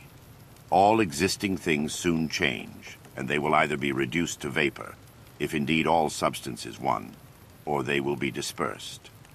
The reason which governs knows what its own disposition is, and what it does, and on what material it works. The best way of avenging thyself is not to become like the wrongdoer. Take pleasure in one thing and rest in it, in passing from one social act to another social act, thinking of God. The ruling principle is that which rouses and turns itself, and while it makes itself such as it is, and such as it wills to be, it also makes everything which happens appear to itself to be such as it wills. In conformity to the nature of the universe, every single thing is accomplished. For certainly it is not in conformity to any other nature that each thing is accomplished, either a nature which externally comprehends this, or a nature which is comprehended within this nature, or a nature external and independent of this. The universe is either a confusion and a mutual involution of things, and a dispersion, or it is unity and order and providence. If then it is the former, why do I desire to tarry in a fortuitous combination of things in such a disorder? And why do I care about anything else than how I shall at last become earth? And why am I disturbed? For the dispersion of my elements will happen whatever I do. But if the other supposition is true, I venerate, and I am firm, and I trust in him who governs. When thou hast been compelled by circumstances to be disturbed in a manner, quickly return to thyself, and do not continue out of tune longer than the compulsion lasts. For thou wilt have more mastery over the harmony by continually recurring to it. If thou hadst a stepmother and a mother at the same time, thou wouldst be dutiful to thy stepmother, but still thou wouldst constantly return to thy mother. Let the court and philosophy now be to thee stepmother and mother. Return to philosophy frequently, and repose in her, through whom what thou meetest with in the court appears to thee tolerable, and thou appearest tolerable in the court. When we have meat before us, and such eatables, we receive the impression that this is the dead body of a fish, and this is the dead body of a bird or of a pig, and again that this Falernian is only a little grape juice, and this purple robe some sheep's wool, dyed with the blood of a shellfish. Such then are these impressions, and they reach the things themselves and penetrate them, and so we see what kind of things they are. Just in the same way ought we to act all through life, and where there are things which appear most worthy of our approbation, we ought to lay them bare and look at their worthlessness, and strip them of all the words by which they are exalted. For outward show is a wonderful perverter of the reason, and when thou art most sure that thou art employed about things worth thy pains, it is then that it cheats thee most. Consider then what Crates says of Xenocrates himself. Most of the things which the multitude admire are referred to objects of the most general kind, those which are held together by cohesion or natural organization, such as stones, wood, fig trees, vines, olives. But those which are admired by men who are a little more reasonable are referred to the things which are held together by a living principle, as flocks, herds. Those which are admired by men who are still more instructed are the things which are held together by a rational soul, not however a universal soul, but rational so far as it is a soul skilled in some art or expert in some other way, or simply rational so far as it possesses a number of slaves. But he who values rational soul, a soul universal and fitted for political life, regards nothing else except this. And above all things he keeps his soul in a condition and in an activity conformable to reason and social life. And he cooperates to this end with those who are of the same kind as himself. Some things are hurrying into existence, and others are hurrying out of it. And of that which is coming into existence, part is already extinguished. Motions and changes are continually renewing the world, just as the uninterrupted course of time is always renewing the infinite duration of ages. In this flowing stream, then, on which there is no abiding, what is there of the things which hurry by on which a man would set a high price? It would be just as if a man should fall in love with one of the sparrows which fly by, but it has already passed out of sight. Something of this kind is the very life of every man, like the exhalation of the blood and the respiration of the air. For such as it is to have once drawn in the air and to have given it back, which we do every moment, just the same is it with the whole respiratory power, which thou didst receive at thy birth yesterday and the day before, to give it back to the element from which thou didst first draw it. Neither is transpiration, as in plants, a thing to be valued, nor respiration, as in domesticated animals and wild beasts, nor the receiving of impressions by the appearances of things, nor being moved by desires as puppets by strings, nor assembling in herds, nor being nourished by food. For this is just like the act of separating and parting with the useless part of our food. What then is worth being valued? To be received with clapping of hands? No. Neither must we value the clapping of tongues, for the praise which comes from the many is a clapping of tongues. Suppose then that thou hast given up this worthless thing called fame. What remains that is worth valuing? This, in my opinion, to move thyself and to restrain thyself in conformity to thy proper constitution, to which end both all employments and arts lead. For every art aims at this, that the thing which has been made should be adapted to the work for which it has been made. And both the vine planter who looks after the vine, and the horse breaker, and he who trains the dog, seek this end. But the education and the teaching of youth aim at something. In this then is the value of the education and the teaching. And if this is well, thou wilt not seek anything else. Wilt thou not cease to value many other things too? Then thou wilt be neither free, nor sufficient for thy own happiness, nor without passion. For of necessity thou must be envious, jealous, and suspicious of those who can take away those things, and plot against those who have that which is valued by thee.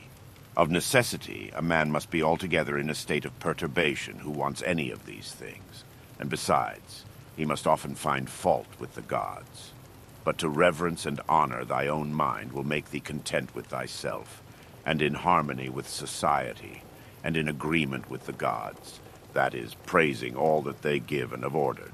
Above, below, all around are the movements of the elements, but the motion of virtue is in none of these. It is something more divine, and advancing by a way hardly observed, it goes happily on its road. How strangely men act! They will not praise those who are living at the same time and living with themselves. But to be themselves praised by posterity, by those whom they have never seen or ever will see. This they set much value on. But this is very much the same as if thou shouldst be grieved because those who have lived before thee did not praise thee. If a thing is difficult to be accomplished by thyself, do not think that it is impossible for man. But if anything is possible for man and conformable to his nature, think that this can be attained by thyself too. In the gymnastic exercises, suppose that a man has torn thee with his nails, and by dashing against thy head has inflicted a wound. Well, we neither show any signs of vexation, nor are we offended, nor do we suspect him afterwards as a treacherous fellow. And yet we are on our guard against him, not however as an enemy, nor yet with suspicion, but we quietly get out of his way. Something like this let thy behavior be in all the other parts of life. Let us overlook many things in those who are like antagonists in the gymnasium. For it is in our power, as I said, to get out of the way, and to have no suspicion nor hatred. If any man is able to convince me and show me that I do not think or act right, I will gladly change. For I seek the truth by which no man was ever injured. But he is injured who abides in his error and ignorance. I do my duty. Other things trouble me not. For they are either things without life, or things without reason, or things that have rambled and know not the way. As to the animals which have no reason, and generally all things and objects, do thou, since thou hast reason and they have none, make use of them with a generous and liberal spirit. But towards human beings, as they have reason, behave in a social spirit, and on all occasions call on the gods, and do not perplex thyself about the length of time in which thou shalt do this, for even 3 hours so spent are sufficient. Alexander the Macedonian and his groom by death were brought to the same state, for either they were received among the same seminal principles of the universe, or they were alike dispersed among the atoms. Consider how many things in the same indivisible time take place in each of us, things which concern the body and things which concern the soul. And so thou wilt not wonder if many more things, or rather all things which come into existence in that which is the one and all, which we call cosmos, exist in it at the same time. If any man should propose to thee the question, how the name Antoninus is written, wouldst thou with a straining of the voice utter each letter? What then if they grow angry? Wilt thou be angry too? Wilt thou not go on with composure and number every letter? Just so then in this life also remember that every duty is made up of certain parts. These it is thy duty to observe, and without being disturbed or showing anger towards those who are angry with thee, to go on thy way and finish that which is set before thee. How cruel it is not to allow men to strive after the things which appear to them to be suitable to their nature and profitable. And yet in a manner thou dost not allow them to do this, when thou art vexed, because they do wrong. For they are certainly moved towards things because they suppose them to be suitable to their nature and profitable to them. But it is not so. Teach them then and show them without being angry. Death is a cessation of the impressions through the senses, and of the pulling of the strings which move the appetites, and of the discursive movements of the thoughts, and of the service to the flesh. It is a shame for the soul to be first to give way in this life, when thy body does not give way. Take care that thou art not made into a Caesar, that thou art not dyed with this dye, for such things happen. Keep thyself then simple, good, pure, serious, free from affectation, a friend of justice, a worshipper of the gods, kind, affectionate, strenuous in all proper acts. Strive to continue to be such as philosophy wished to make thee. Reverence the gods and help men short his life. There is only one fruit of this terrene life, a pious disposition and social acts. Do everything as a disciple of Antoninus. Remember his constancy in every act which was conformable to reason, and his evenness in all things, and his piety, and the serenity of his countenance, and his sweetness, and his disregard of empty fame, and his efforts to understand things, and how he would never let anything pass without having first most carefully examined it and clearly understood it, and how he bore with those who blamed him unjustly without blaming them in return, how he did nothing in a hurry, and how he listened not to calumnies, and how exact an examiner of manners and actions he was, and not given to reproach people, nor timid, nor suspicious, nor a sophist. and with how little he was satisfied, such as lodging, bed, dress, food, servants, and how laborious and patient, and how he was able on account of his sparing diet to hold out to the evening, not even requiring to relieve himself by any evacuations except at the usual hour, and his firmness and uniformity in his friendships, and how he tolerated freedom of speech in those who opposed his opinions, and the pleasure that he had when any man showed him anything better, and how religious he was without superstition. Imitate all this, that thou mayest have as good a conscience when thy last hour comes as he had. Return to thy sober senses, and call thyself back. And when thou hast roused thyself from sleep, and hast perceived that they were only dreams which troubled thee, now in thy waking hours look at these, the things about thee, as thou didst look at those, the dreams. I consist of a little body and a soul. Now to this little body all things are indifferent, for it is not able to perceive differences. But to the understanding those things only are indifferent, which are not the works of its own activity.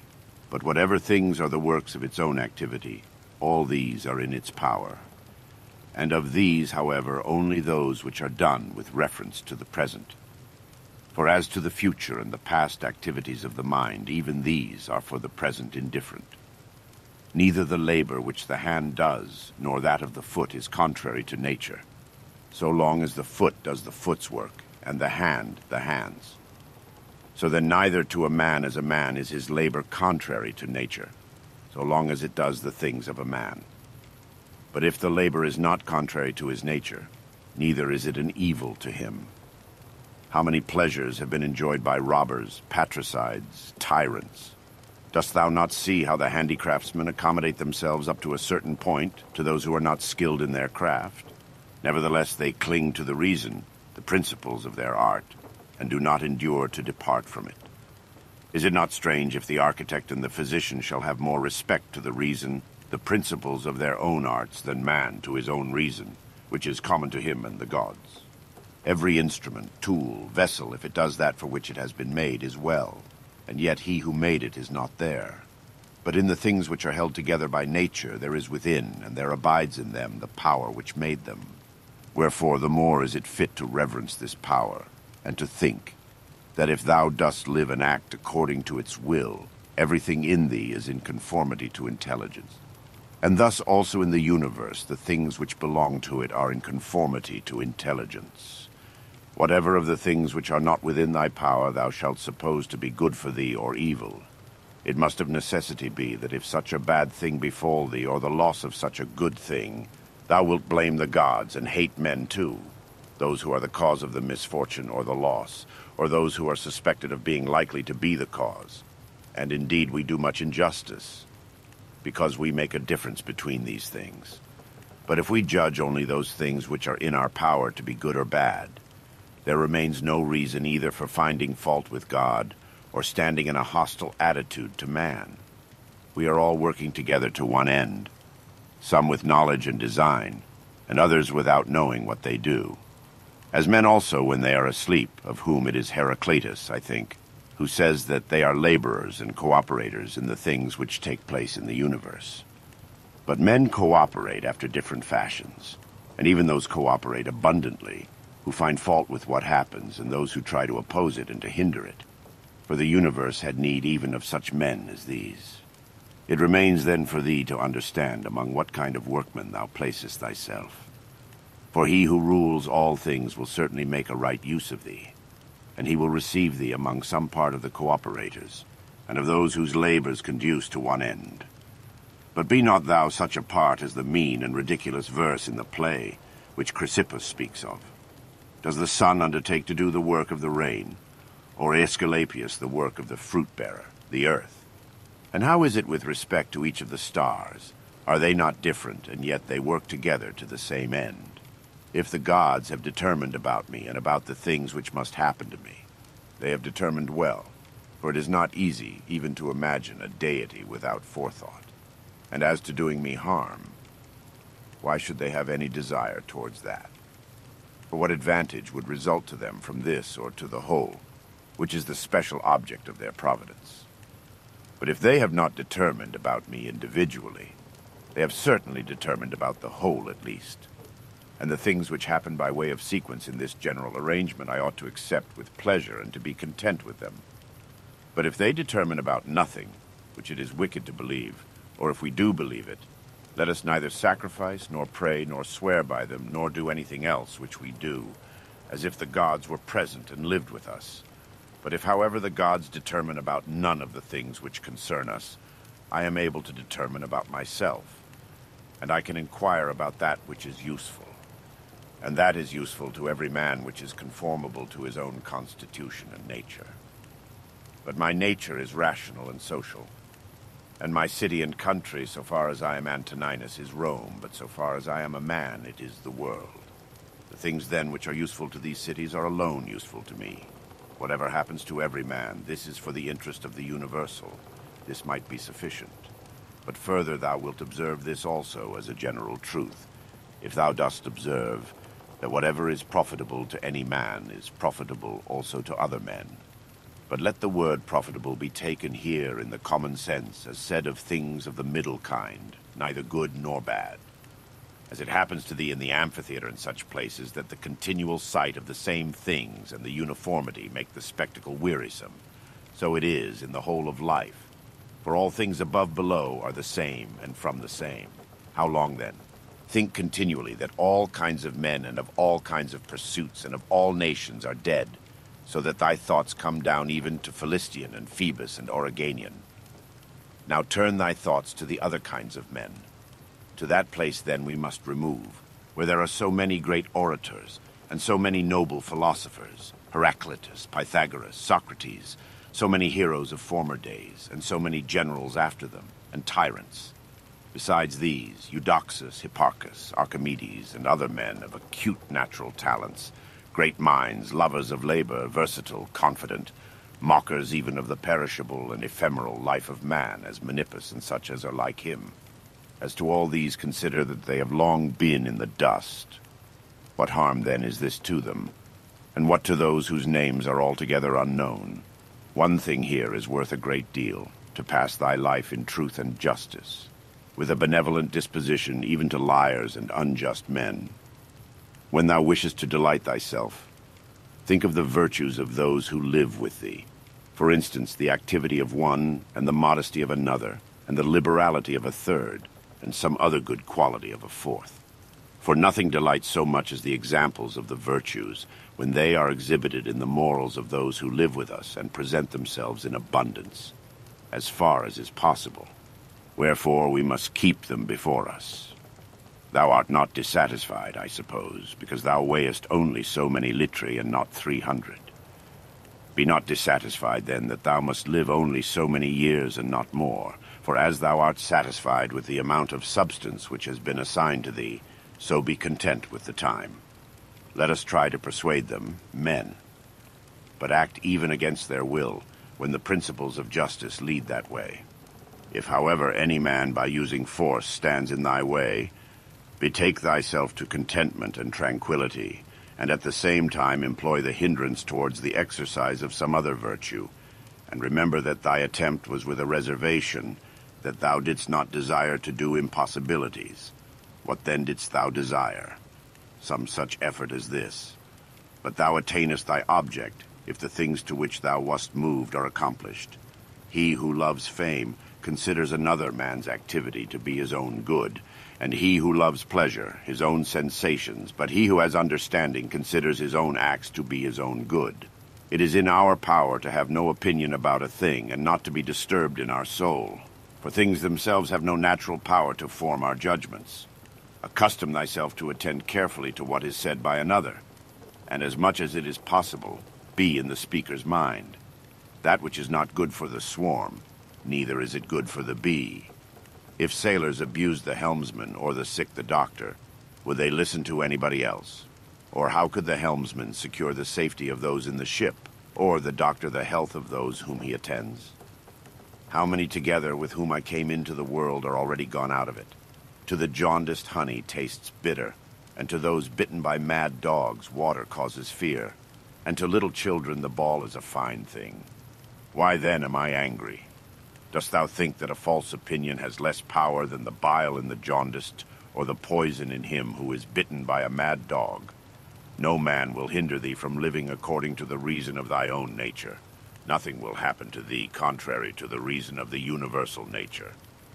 What kind of people are those whom men wish to please, and for what objects, and by what kind of acts? How soon will time cover all things, and how many it has covered already? Book 7. What is badness? It is that which thou hast often seen. And on the occasion of everything which happens, keep this in mind, that it is that which thou hast often seen. Everywhere up and down thou wilt find the same things, with which the old histories are filled, those of the Middle Ages and those of our own day, with which cities and houses are filled now. There is nothing new. All things are both familiar and short-lived. How can our principles become dead, unless the impressions, thoughts which correspond to them, are extinguished? But it is in thy power continuously to fan these thoughts into a flame. I can have that opinion about anything which I ought to have. If I can, why am I disturbed? The things which are external to my mind have no relation at all to my mind. Let this be the state of thy affects, and thou standest erect. To recover thy life is in thy power. Look at things again as thou didst use to look at them, for in this consists the recovery of thy life. The idle business of show plays on the stage flocks of sheep, herds, exercises with spears, a bone cast to little dogs, a bit of bread into fish ponds, laborings of ants and burden-carrying, runnings about of frightened little mice, puppets pulled by strings, all alike. It is thy duty, then, in the midst of such things, to show good humor and not a proud air. To understand, however, that every man is worth just so much as the things are worth about which he busies himself. In discourse, thou must attend to what is said, and in every movement thou must observe what is doing. And in the one thou shouldst see immediately to what end it refers, but in the other watch carefully what is the thing signified. Is my understanding sufficient for this or not? If it is sufficient, I use it for the work as an instrument given by the universal nature. But if it is not sufficient, then either I retire from the work and give way to him who is able to do it better, unless there be some reason why I ought not to do so, or I do it as well as I can, taking to help me the man who, with the aid of my ruling principle, can do what is now fit and useful for the general good. For whatsoever either by myself or with another I can do, ought to be directed to this only, to that which is useful and well suited to society. How many, after being celebrated by fame, have been given up to oblivion, and how many who have celebrated the fame of others have long been dead? Be not ashamed to be helped, for it is thy business to do thy duty like a soldier in the assault on a town. How then, if being lame thou canst not mount up on the battlements alone, but with the help of another it is possible? Let not future things disturb thee, for thou wilt come to them if it shall be necessary, having with thee the same reason which now thou usest for present things.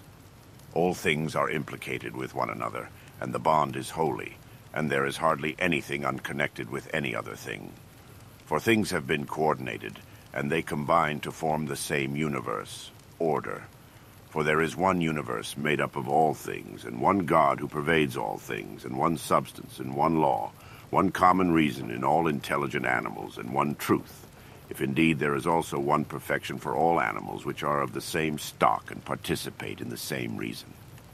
Everything material soon disappears in the substance of the whole, and everything formal, causal, is very soon taken back into the universal reason, and the memory of everything is very soon overwhelmed in time. To the rational animal, the same act is according to nature and according to reason. Be thou erect, or be made erect. Just as it is with the members in those bodies which are united in one, so it is with rational beings which exist separate, for they have been constituted for one cooperation. And the perception of this will be more apparent to thee if thou often sayest to thyself that I am a member, melos, of the system of rational beings. But if, using the letter R, thou sayest that thou art a part, meros, thou dost not yet love men from thy heart. Beneficence does not yet delight thee for its own sake. Thou still doest it barely as a thing of propriety, and not yet as doing good to thyself. Let there fall externally what will on the parts which can feel the effects of this fall. For those parts which have felt will complain if they choose.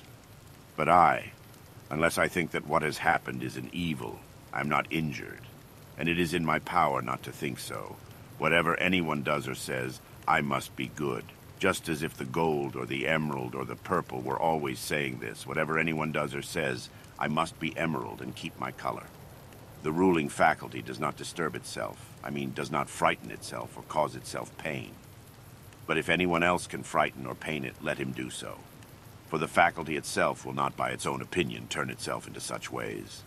Let the body itself take care, if it can, that is, suffer nothing. And let it speak, if it suffers.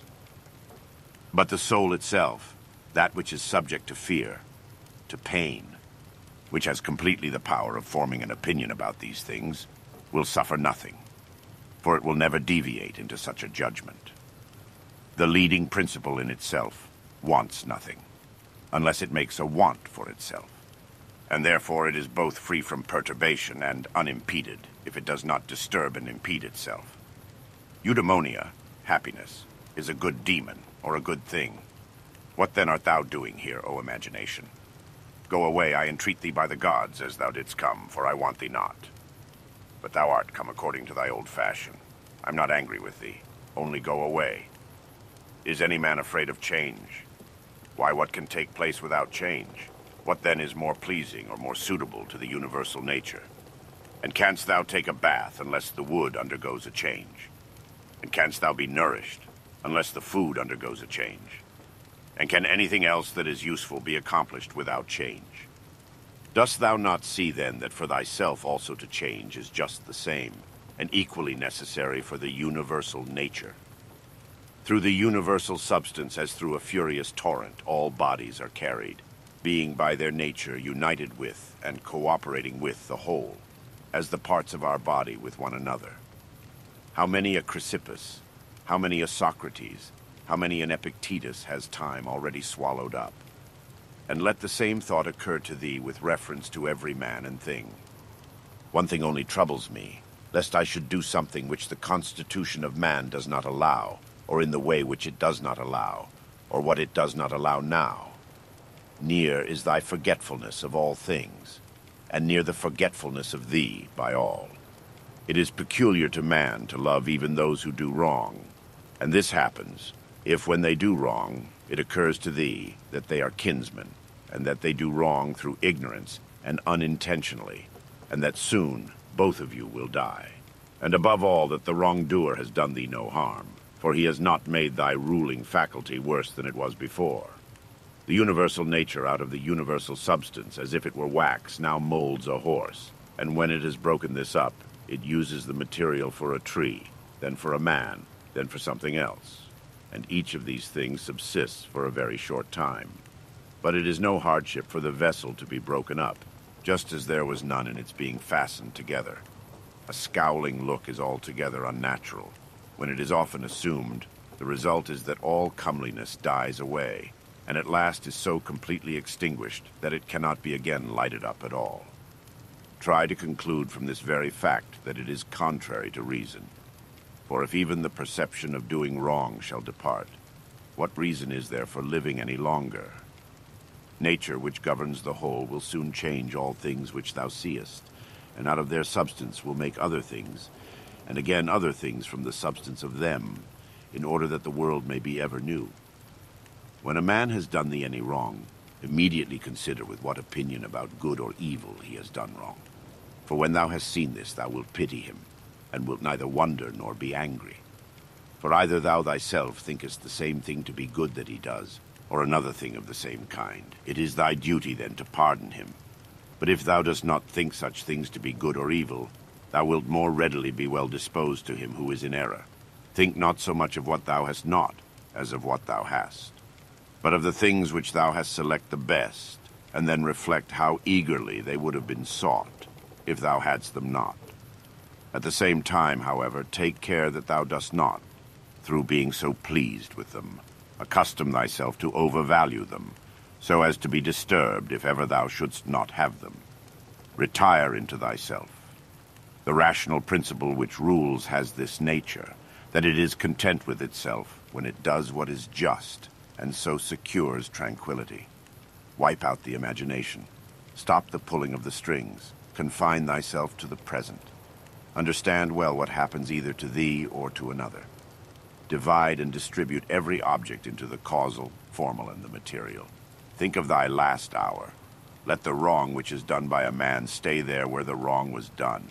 Direct thy attention to what is said. Let thy understanding enter into the things that are doing, and the things which do them. Adorn thyself with simplicity and modesty, and with indifference towards the things which lie between virtue and vice. Love mankind. Follow God. The poet says that law rules all, and it is enough to remember that law rules all. About death, whether it is a dispersion or a resolution into atoms, or annihilation, it is either extinction or change. About pain. The pain which is intolerable carries us off, but that which lasts a long time is tolerable, and the mind maintains its own tranquility by retiring into itself, and the ruling faculty is not made worse. But the parts which are harmed by pain, let them, if they can, give their opinion about it. About fame. Look at the minds of those who seek fame.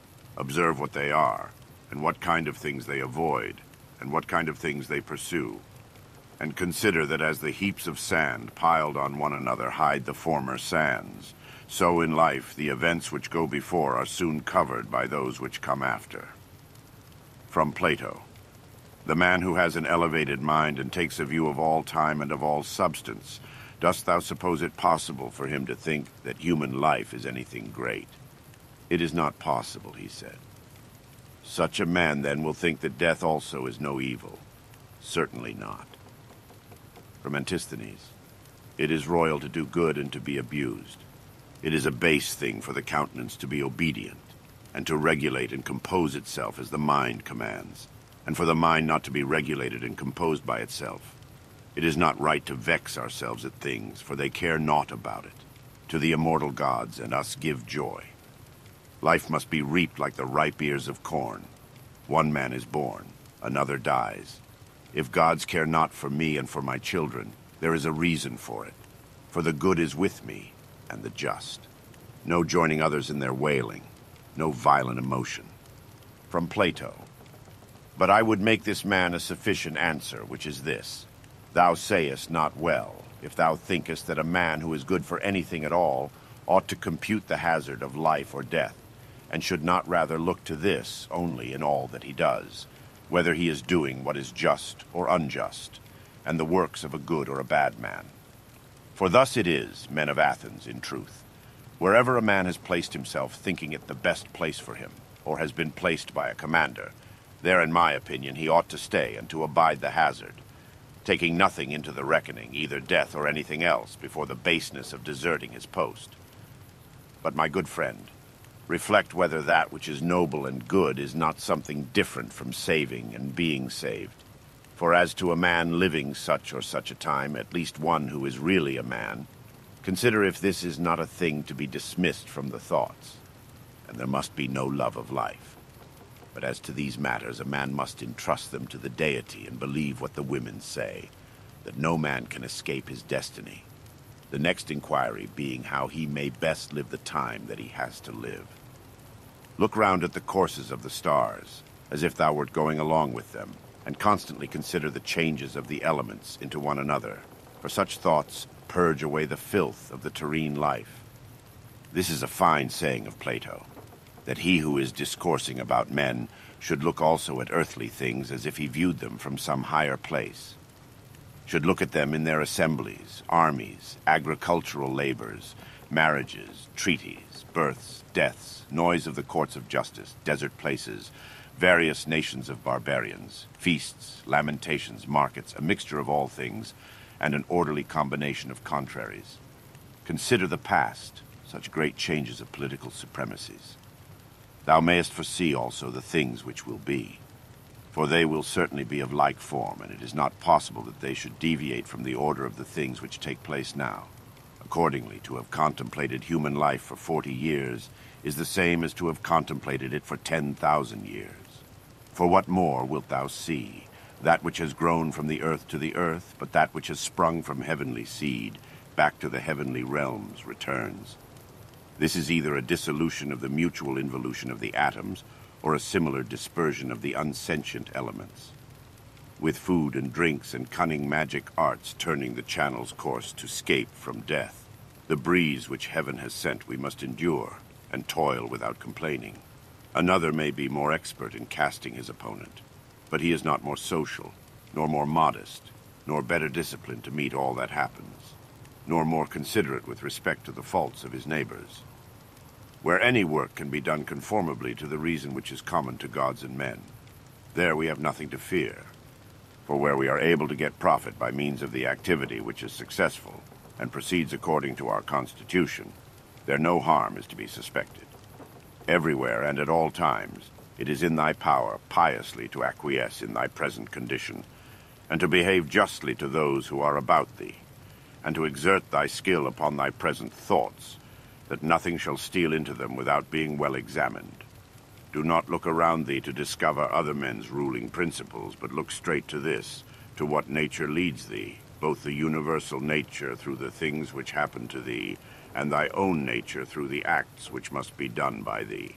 But every being ought to do that which is according to its constitution, and all other things have been constituted for the sake of rational beings, just as among irrational things the inferior for the sake of the superior, but the rational for the sake of one another.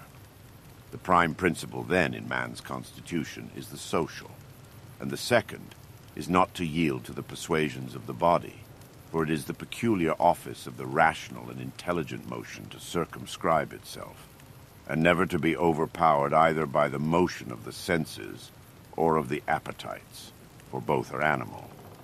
But the intelligent motion claims superiority, and does not permit itself to be overpowered by the others, and with good reason, for it is formed by nature to use all of them. The third thing in the rational constitution is freedom from error and from deception. Let then the ruling principle holding fast to these things go straight on, and it has what is its own.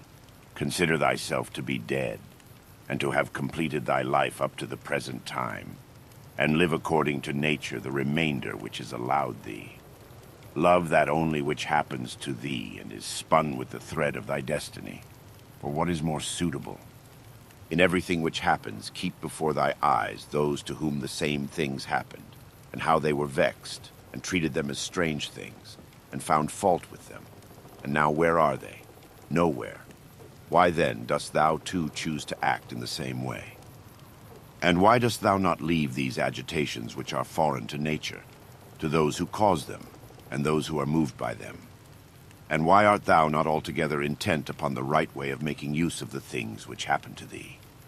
For then thou wilt use them well, and they will be a material for thee to work on. Only attend to thyself, and resolve to be a good man in every act which thou doest. And remember, look within. Within is the fountain of good, and it will ever bubble up if thou wilt ever dig. The body ought to be compact, and to show no irregularity either in motion or attitude. For what the mind shows in the face by maintaining in it the expression of intelligence and propriety, that ought to be required also in the whole body. But all of these things should be observed without affectation. The art of life is more like the wrestler's art than the dancer's, in respect of this, that it should stand ready and firm to meet onsets which are sudden and unexpected. Constantly observe who those are whose approbation thou wishest to have, and what ruling principles they possess. For then thou wilt neither blame those who offend involuntarily, nor wilt thou want their approbation, if thou lookest to the sources of their opinions and appetites. Every soul, the philosopher says, is involuntarily deprived of truth. Consequently, in the same way it is deprived of justice and temperance and benevolence, and everything of the kind. It is most necessary to bear this constantly in mind, for thus thou wilt be more gentle towards all. In every pain let this thought be present, that there is no dishonor in it, nor does it make the governing intelligence worse, for it does not damage the intelligence either so far as the intelligence is rational, or so far as it is social.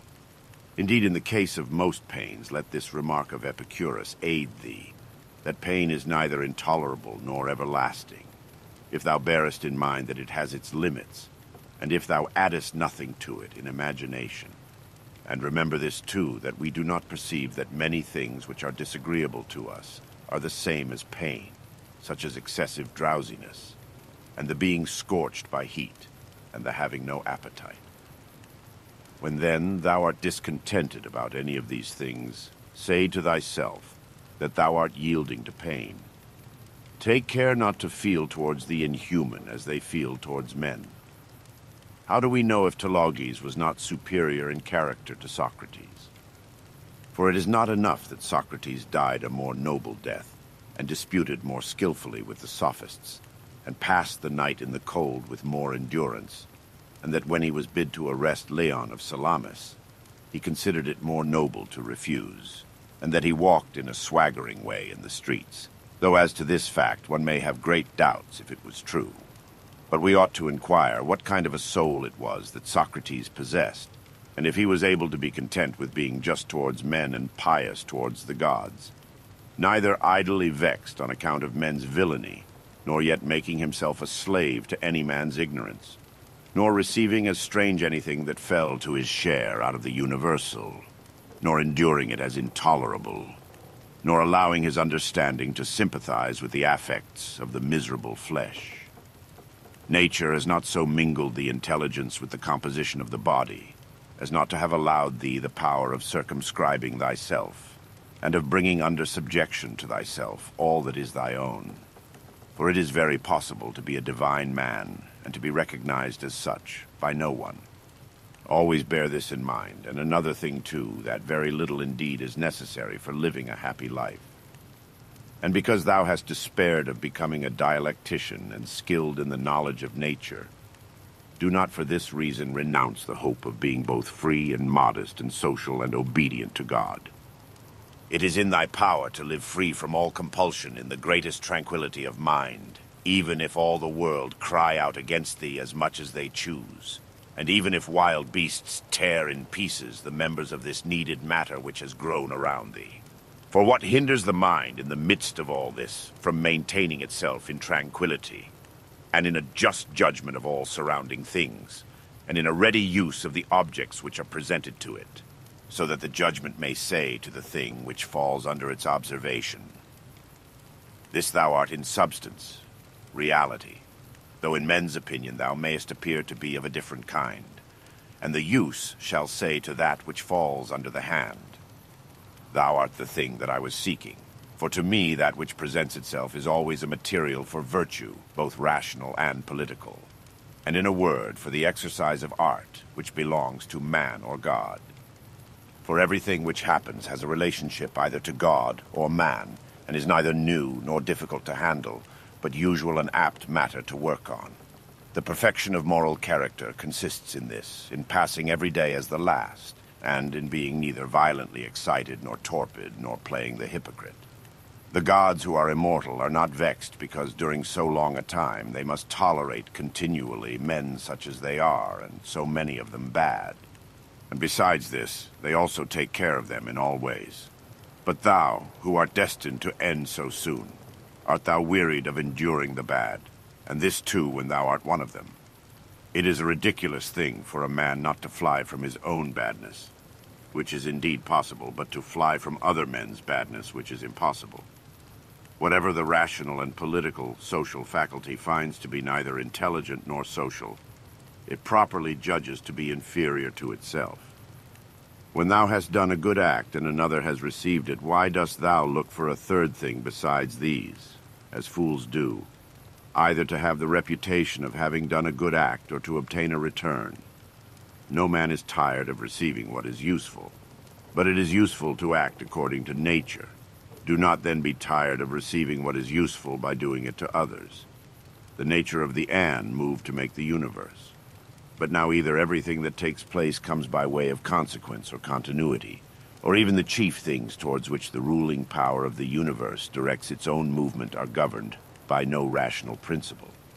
If this is remembered, it will make thee more tranquil in many things. Book 8. This reflection also tends to the removal of the desire of empty fame, that it is no longer in thy power to have lived the whole of thy life. or at least thy life from thy youth upwards, like a philosopher. But both to many others and to thyself it is plain that thou art far from philosophy. Thou hast fallen into disorder then, so that it is no longer easy for thee to get the reputation of a philosopher, and thy plan of life also opposes it. If then thou hast truly seen where the matter lies, throw away the thought, how thou shalt seem to others, and be content if thou shalt live the rest of thy life in such wise as thy nature wills. Observe then what it wills, and let nothing else distract thee. For thou hast had experience of many wanderings without having found happiness anywhere, not in syllogisms, nor in wealth, nor in reputation, nor in enjoyment, nor anywhere. Where is it then? In doing what man's nature requires. How then shall a man do this? If he has principles from which come his effects and his acts. What principles? Those which relate to good and bad. The belief that there is nothing good for man which does not make him just, temperate, manly, free, and that there is nothing bad which does not do the contrary to what has been mentioned. On the occasion of every act, ask thyself, how is this with respect to me? Shall I repent of it? A little time and I am dead, and all is gone. What more do I seek if what I am now doing is work of an intelligent living being, and a social being, and one who is under the same law with God? Alexander and Gaius and Pompeius, what are they in comparison with Diogenes and Heraclitus and Socrates? For they were acquainted with things and their causes, forms, and their matter, and the ruling principles of these men were the same. But as to the others, how many things had they to care for, and to how many things were they slaves? Consider that men will do the same things nevertheless, even though thou shouldst burst. This is the chief thing. Be not perturbed, for all things are according to the nature of the universal, and in a little time thou wilt be nobody and nowhere, like Hadrian and Augustus. In the next place, having fixed thy eyes steadily on thy business, look at it, and at the same time remembering that it is thy duty to be a good man, and what man's nature demands, do that without turning aside. And speak as it seems to thee most just, only let it be with a good disposition, and with modesty, and without hypocrisy. The nature of the universal has this work to do, to remove to that place the things which are in this, to change them, to take them away hence, and to carry them there. All things are changed, yet we need not fear anything new. All things are familiar to us, but the distribution of them still remains the same. Every nature is contented with itself when it goes on its way well, and a rational nature goes on its way well, when in its thoughts it assents to nothing false or uncertain, and when it directs its movements to social acts only, and when it confines its desires and aversions to the things which are in its power, and when it is satisfied with everything that is assigned to it by the common nature. For of this common nature every particular nature is a part, as the nature of the leaf is a part of the nature of the plant, except that in the plant, the nature of the leaf is part of a nature which has not perception or reason, and is subject to be impeded. But the nature of man is part of a nature which is not subject to impediments, and is intelligent and just, since it gives to everything in equal portions and according to its worth, times, substance, cause, form, activity, and incident. But examine, not to discover that any one thing compared with any other single thing is equal in all respects, but by taking all the parts together of one thing, and comparing them with all the parts together of another. Thou hast not leisure or ability to read, but thou hast leisure or ability to check arrogance. Thou hast leisure to be superior to pleasure and pain. Thou hast leisure to be superior to love of fame, and not to be vexed at stupid and ungrateful people, nay, even to care for them. Let no man any longer hear thee finding fault with the court life, or with thy own. Repentance is a kind of self-reproof for having neglected something useful. But that which is good must be something useful, and the perfect good man should look after it. But no such man would ever repent of having refused any sensual pleasure. Pleasure then is neither good nor useful. This thing, what is it in itself, in its own constitution? What is its substance and material? And what its causal nature or form? And what is it doing in the world? And how long does it subsist? When thou risest from sleep with reluctance, remember that it is according to thy constitution, and according to human nature to perform social acts. But sleeping is common also to irrational animals. But that which is according to each individual's nature is also more peculiarly its own, and more suitable to its nature, and indeed also more agreeable. Constantly, and if it be possible, on the occasion of every impression on the soul, apply to it the principles of physic, of ethic, and of dialectic. Whatever man thou meetest with, immediately say to thyself, what opinions has this man about good and bad? For if with respect to pleasure and pain and the causes of each, and with respect to fame and ignominy, death and life, he has such and such opinions, it will seem nothing wonderful or strange to me if he does such and such things, and I shall bear in mind that he is compelled to do so. Remember that as it is a shame to be surprised if the fig tree produces figs, so it is to be surprised if the world produces such and such things of which it is productive. And for the physician and the helmsman it is a shame to be surprised if a man has a fever, or if the wind is unfavorable. Remember that to change thy opinion and to follow him who corrects thy error is as consistent with freedom as it is to persist in thy error.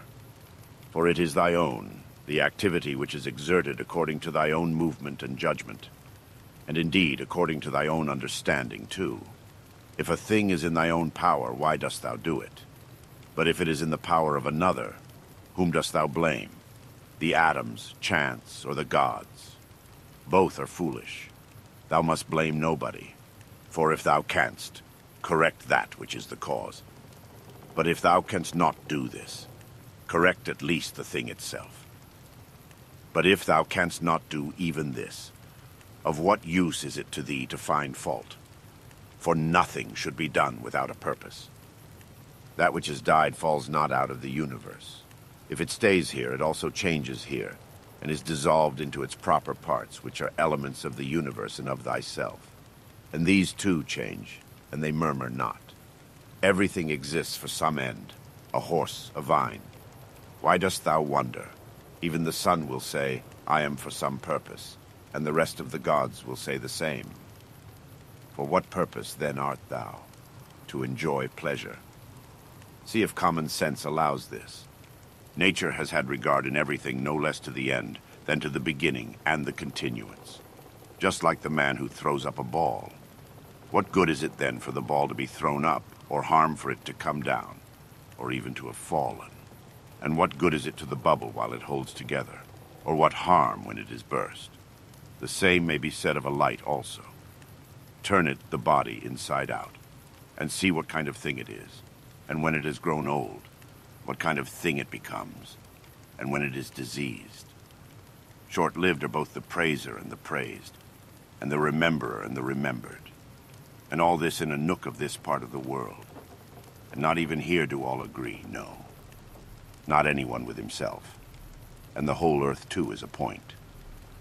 Attend to the matter which is before thee, whether it is an opinion or an act or a word. Thou sufferest this justly. For thou choosest rather to become good tomorrow than to be good today. Am I doing anything? I do it with reference to the good of mankind. Does anything happen to me? I receive it and refer it to the gods and the source of all things, from which all that happens is derived. Such as bathing appears to thee. Oil, sweat, dirt, filthy water, all things disgusting. So is every part of life and everything. Lucilla saw Verus die, and then Lucilla died. Secunda saw Maximus die, and then Secunda died. Epitincanus saw Diotimus die, and Epitincanus died.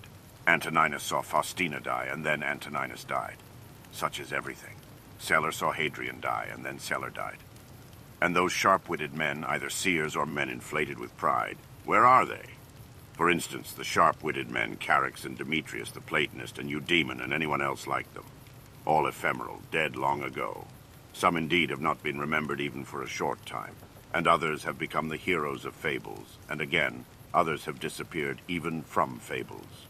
Remember this, then, that this little compound thyself must either be dissolved, or thy poor breath must be extinguished, or be removed and placed elsewhere. It is satisfaction to a man to do the proper works of a man. Now it is a proper work of a man to be benevolent to his own kind, to despise the movements of the senses, to form a just judgment of plausible appearances, and to take a survey of the nature of the universe and of the things which happen in it. There are three relations between thee and other things, the one to the body which surrounds thee, the second to the divine cause from which all things come to all, and the third to those who live with thee. Pain is either an evil to the body, then let the body say what it thinks of it, or to the soul. But it is in the power of the soul to maintain its own serenity and tranquility, and not to think that pain is an evil. For every judgment and movement and desire and aversion is within, and no evil ascends so high. Wipe out thy imaginations by often saying to thyself, now it is in my power to let no badness be in this soul, nor desire nor any perturbation at all. But looking at all things, I see what is their nature, and I use each according to its value. Remember this power which thou hast from nature. Speak both in the Senate and to every man, whoever he may be, appropriately, not with any affectation. Use plain discourse. Augustus's court, wife, daughter, descendants, ancestors, sister, Agrippa, kinsmen, intimates, friends, Arius, Maecenas, physicians, and sacrificing priests. The whole court is dead. Then turn to the rest, not considering the death of a single man, but of a whole race, as of the Pompey, and that which is inscribed on the tombs, the last of his race. Then consider what trouble those before them have had that they might leave a successor. And then, that of necessity, someone must be the last. Again, here consider the death of a whole race. It is thy duty to order thy life well in every single act. And if every act does its duty as far as is possible, be content, and no one is able to hinder thee, so that each act shall not do its duty. But something external will stand in the way. Nothing will stand in the way of thy acting justly and soberly and considerately, but perhaps some other active power will be hindered. Well, but by acquiescing in the hindrance, and by being content to transfer thy efforts to that which is allowed, another opportunity of action is immediately put before thee in place of that which was hindered, and one which will adapt itself to this ordering of which we are speaking. Receive wealth or prosperity without arrogance, and be ready to let it go. If thou didst ever see a hand cut off, or a foot, or a head, lying anywhere apart from the rest of the body, such does a man make himself, as far as he can, who is not content with what happens, and separates himself from others, or does anything unsocial. Suppose that thou hast detached thyself from the natural unity, for thou wast made by nature apart, but now thou hast cut thyself off. Yet here there is this beautiful provision, that it is in thy power again to unite thyself. God has allowed this to no other part, after it has been separated and cut asunder, to come together again. But consider the kindness by which he has distinguished man, for he has put it in his power not to be separated at all from the universal. And when he has been separated, he has allowed him to return and to be united and to resume his place as a part. As the nature of the universal has given to every rational being all the other powers that it has, so we have received from it this power also. For as the universal nature converts and fixes in its predestined place everything which stands in the way and opposes it, and makes such things a part of itself, so also the rational animal is able to make every hindrance its own material, and to use it for such purposes as it may have designed. Do not disturb thyself by thinking of the whole of thy life. Let not thy thoughts at once embrace all the various troubles which thou mayest expect to befall thee, but on every occasion ask thyself, what is there in this which is intolerable and past bearing? For thou wilt be ashamed to confess. In the next place, remember that neither the future nor the past pains thee, but only the present. But this is reduced to a very little, if thou only circumscribest it, and chidest thy mind, if it is unable to hold out against even this. Does Panthea or Pergamus now sit by the tomb of Verus? Does Curius or Diotimus sit by the tomb of Hadrian? That would be ridiculous. Well, suppose they did sit there. Would the dead be conscious of it? And if the dead were conscious, would they be pleased? And if they were pleased, would that make them immortal? Was it not in the order of destiny that these persons too should first become old women and old men, and then die? What then would those do after these were dead? All this is foul smell and blood in a bag. If thou canst see sharp, look and judge wisely, says the philosopher. In the constitution of the rational animal, I see no virtue which is opposed to justice, but I see a virtue which is opposed to love of pleasure, and that is temperance. If thou takest away thy opinion about that which appears to give thee pain, thou thyself standest in perfect security. Who is this self? The reason. But I am not reason. Be it so. Let then the reason itself not trouble itself. But if any other part of thee suffers, let it have its own opinion about itself. Hindrance to the perceptions of sense is an evil to the animal nature. Hindrance to the movements, desires, is equally an evil to the animal nature. And something else also is equally an impediment and an evil to the constitution of plants. So then that which is a hindrance to the intelligence is an evil to the intelligent nature. Apply all these things then to thyself. Does pain or sensuous pleasure affect thee? The senses will look to that. Has any obstacle opposed thee in thy efforts towards an object?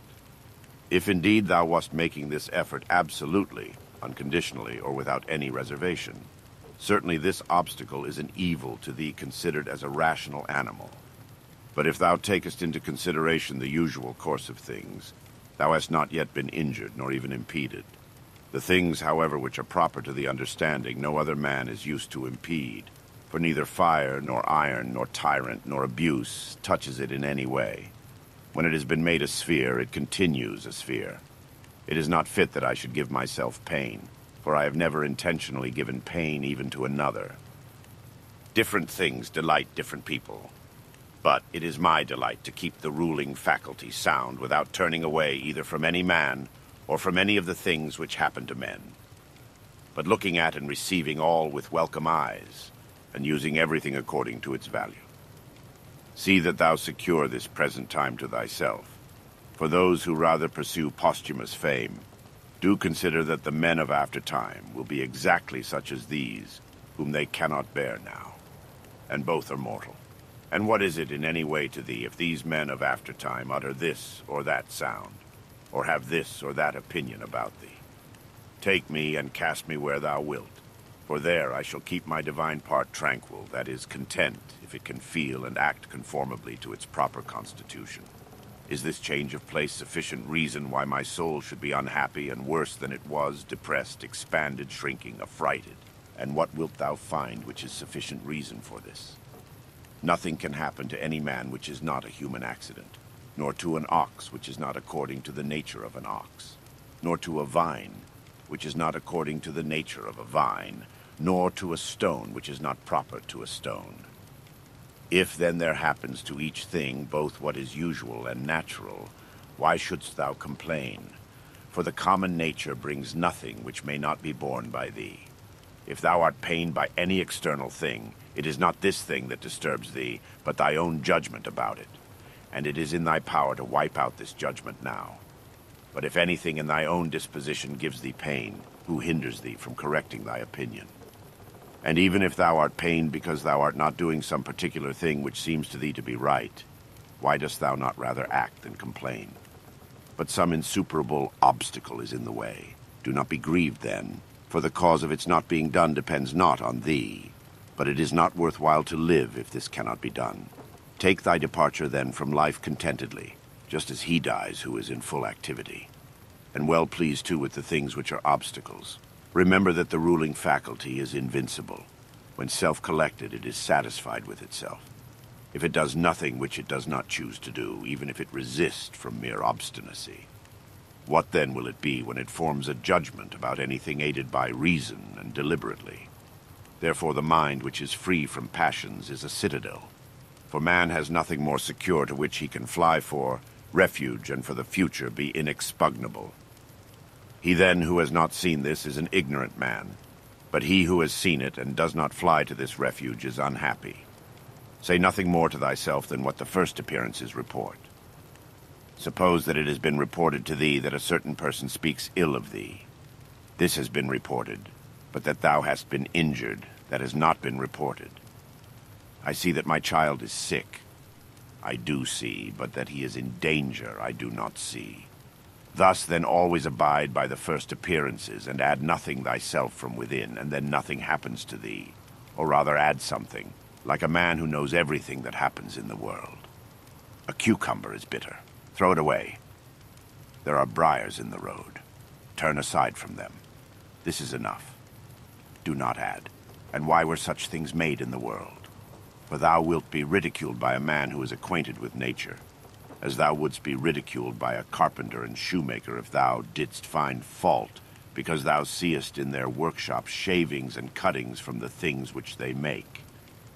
And yet they have places into which they can throw these shavings and cuttings, and the universal nature has no external space. But the wondrous part of her art is that though she has circumscribed herself, everything within her which appears to decay and to grow old and to be useless, she changes into herself, and again makes other new things from these very same, so that she requires neither substance from without, nor wants a place into which she may cast that which decays. She is content then with her own space, and her own matter, and her own art. Neither in thy actions be sluggish, nor in thy conversation without method, nor wandering in thy thoughts, nor let there be in thy soul inward contention, nor external effusion, nor in life be so busy as to have no leisure. Suppose that men kill thee, cut thee in pieces, curse thee. What then can these things do to prevent thy mind from remaining pure, wise, sober, just? For instance, if a man should stand by a limpid, pure spring and curse it, the spring never ceases sending up potable water. And if he should cast clay into it or filth, it will speedily disperse them and wash them out, and will not be at all polluted. How then shalt thou possess a perpetual fountain and not a mere well? By forming thyself hourly to freedom conjoined with contentment, simplicity, and modesty.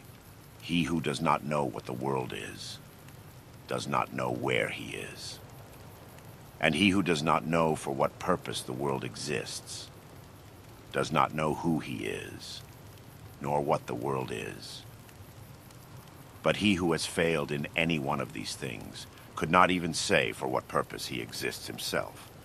What then dost thou think of him who avoids or seeks the praise of those who applaud, of men who know not either where they are or who they are? Dost thou wish to be praised by a man who curses himself thrice every hour? Wouldst thou wish to please a man who does not please himself? Does a man please himself who repents of nearly everything that he does? No longer let thy breathing only act in concert with the air which surrounds thee, but let thy intelligence also now be in harmony with the intelligence which embraces all things.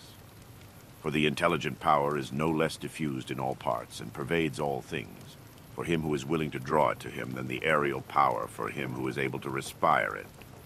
Generally, wickedness does no harm at all to the universe, and particularly, the wickedness of one man does no harm to another. It's only harmful to him who has it in his power to be released from it as soon as he shall choose. To my own free will, the free will of my neighbor is just as indifferent as his poor breath and flesh. For though we are made especially for the sake of one another, still the ruling power of each of us has its own office, for otherwise my neighbor's wickedness would be my harm, which God has not willed in order that my unhappiness may not depend on another. The sun appears to be poured down, and in all directions indeed it is diffused, yet it is not effused. For this diffusion is extension. Accordingly its rays are called extensions, ktinas, because they are extended, apo to ektenestai. But one may judge what kind of a thing a ray is, if he looks at the sun's light passing through a narrow opening into a darkened room, for it is extended in a right line, and as it were is divided when it meets with any solid body which stands in the way and intercepts the air beyond. But there the light remains fixed and does not glide or fall off. Such then ought to be the outpouring and diffusion of the understanding, and it should in no way be an effusion, but an extension, and it should make no violent or impetuous collision with the obstacles which are in its way, nor yet fall down, but be fixed and enlighten that which receives it. For a body will deprive itself of the illumination, if it does not admit it. He who fears death either fears the loss of sensation or a different kind of sensation. But if thou shalt have no sensation, neither wilt thou feel any harm. And if thou shalt acquire another kind of sensation, thou wilt be a different kind of living being, and thou wilt not cease to live. Men exist for the sake of one another. Teach them then, or bear with them. In one way an arrow moves, in another way the mind. The mind, indeed, both when it exercises caution and when it is employed about inquiry, moves straight onward, not the less, and to its object. Enter into every man's ruling faculty, and also let every other man enter into thine. Book 9. He who acts unjustly acts impiously.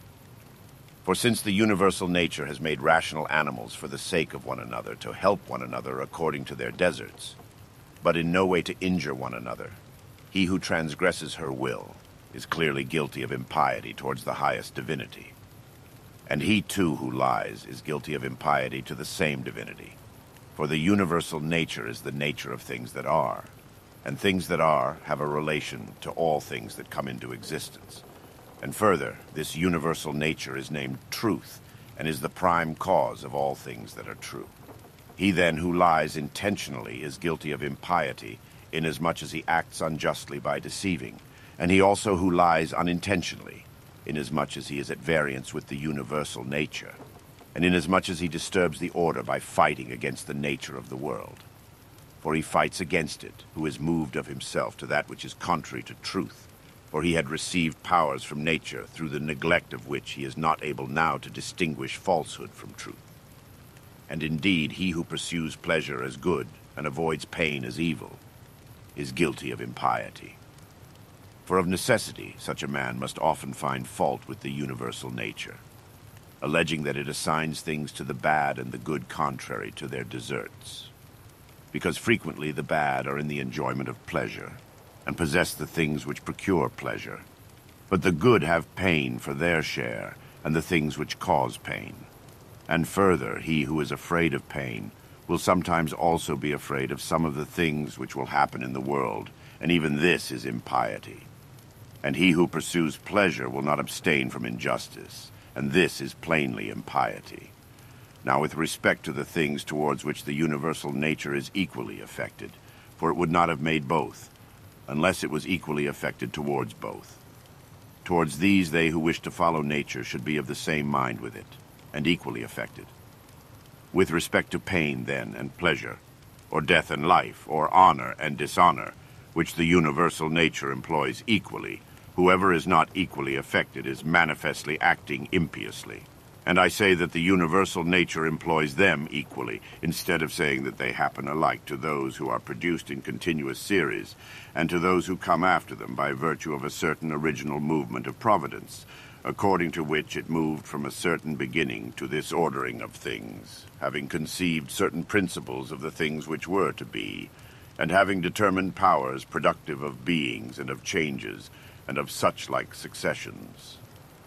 It would be a man's happiest lot to depart from mankind without having had any taste of lying and hypocrisy and luxury and pride. However, to breathe out one's life when a man has had enough of these things is the next best voyage, as the saying is. Hast thou determined to abide with vice, and has not experience yet induced thee to fly from this pestilence? For the destruction of the understanding is a pestilence, much more indeed than any such corruption and change of this atmosphere which surrounds us. For this corruption is a pestilence of animals so far as they are animals, but the other is a pestilence of men so far as they are men. Do not despise death, but be well content with it, since this too is one of those things which nature wills. For such as it is to be young and to grow old, and to increase and to reach maturity, and to have teeth and beard and gray hairs, and to beget, and to be pregnant, and to bring forth, and all the other natural operations which the seasons of thy life bring, such also is dissolution. This, then, is consistent with the character of a reflecting man, to be neither careless nor impatient nor contemptuous with respect to death, but to wait for it as one of the operations of nature. As thou now waitest for the time when the child shall come out of thy wife's womb, so be ready for the time when thy soul shall fall out of this envelope. But if thou requirest also a vulgar kind of comfort which shall reach thy heart, thou wilt be made best reconciled to death by observing the objects from which thou art going to be removed, and the morals of those with whom thy soul will no longer be mingled. For it is no way right to be offended with men, but it is thy duty to care for them and to bear with them gently. and yet to remember that thy departure will be not from men who have the same principles as thyself. For this is the only thing, if there be any, which could draw us the contrary way and attach us to life, to be permitted to live with those who have the same principles as ourselves. But now thou seest how great is the trouble arising from the discordance of those who live together, so that thou mayest say, Come quick, O death, lest perchance I too should forget myself. He who does wrong against himself. He who acts unjustly to himself because he makes himself bad. He often acts unjustly who does not do a certain thing, not only he who does a certain thing. Thy present opinion founded on understanding, and thy present conduct directed to social good, and thy present disposition of contentment with everything which happens, that is enough. Wipe out imagination, check desire, extinguish appetite, keep the ruling faculty in its own power. Among the animals which have not reason, one life is distributed, but among reasonable animals, one intelligent soul is distributed. Just as there is one earth of all things which are of an earthy nature, and we see by one light and breathe one air, all of us that have the faculty of vision and all that have life, all things which participate in anything which is common to them all, move towards that which is of the same kind with themselves. Everything which is earthy turns towards the earth. Everything which is liquid flows together. And everything which is of an aerial kind does the same, so that they require something to keep them asunder, and the application of force. Fire indeed moves upwards on account of the elemental fire, but it is so ready to be kindled together with all the fire which is here, that even every substance which is somewhat dry is easily ignited, because there is less mingled with it of that which is a hindrance to ignition. Accordingly, then, everything also which participates in the common intelligent nature moves in like manner towards that which is of the same kind with itself, or moves even more. For so much as it is superior in comparison with all other things, in the same degree also is it more ready to mingle with and to be fused with that which is akin to it. Accordingly, among animals devoid of reason, we find swarms of bees and herds of cattle, and the nurture of young birds, and in a manner loves. For even in animals there are souls, and that power which brings them together is seen to exert itself in the superior degree, and in such a way as never has been observed in plants, nor in stones, nor in trees. But in rational animals there are political communities and friendships and families and meetings of people, and in wars, treaties, and armistices. But in the things which are still superior, even though they are separated from one another, unity in a manner exists as in the stars. Thus the ascent to the higher degree is able to produce a sympathy, even in things which are separated. See then what now takes place. For only intelligent animals have now forgotten this mutual desire and inclination, and in them alone the property of flowing together is not seen. But still, though men strive to avoid this union, they are caught and held by it. For their nature is too strong for them. And thou wilt see what I say, if thou only observest. Sooner, then, will one find anything earthy which comes in contact with no earthy thing than a man altogether separated from other men. Both man and God and the universe produce fruit. At the proper seasons, each produces it. But if usage has especially fixed these terms to the vine and like things, this is nothing. Reason produces fruit both for all and for itself, and there are produced from it other things of the same kind as reason itself. If thou art able, correct by teaching those who do wrong, but if thou canst not, remember that indulgence is given to thee for this purpose, and the gods too are indulgent to such persons, and for some purposes they even help them to get health, wealth, reputation, so kind they are. And it is in thy power also, or say, who hinders thee? Labor not as one who is wretched, nor yet as one who would be pitied or admired, but direct thy will to one thing only, to put thyself in motion and to check thyself as the social reason requires. Today I have got out of all trouble, or rather I have cast out all trouble, for it was not outside, but within and in my opinions. All things are the same, familiar in experience and ephemeral in time and worthless in the matter.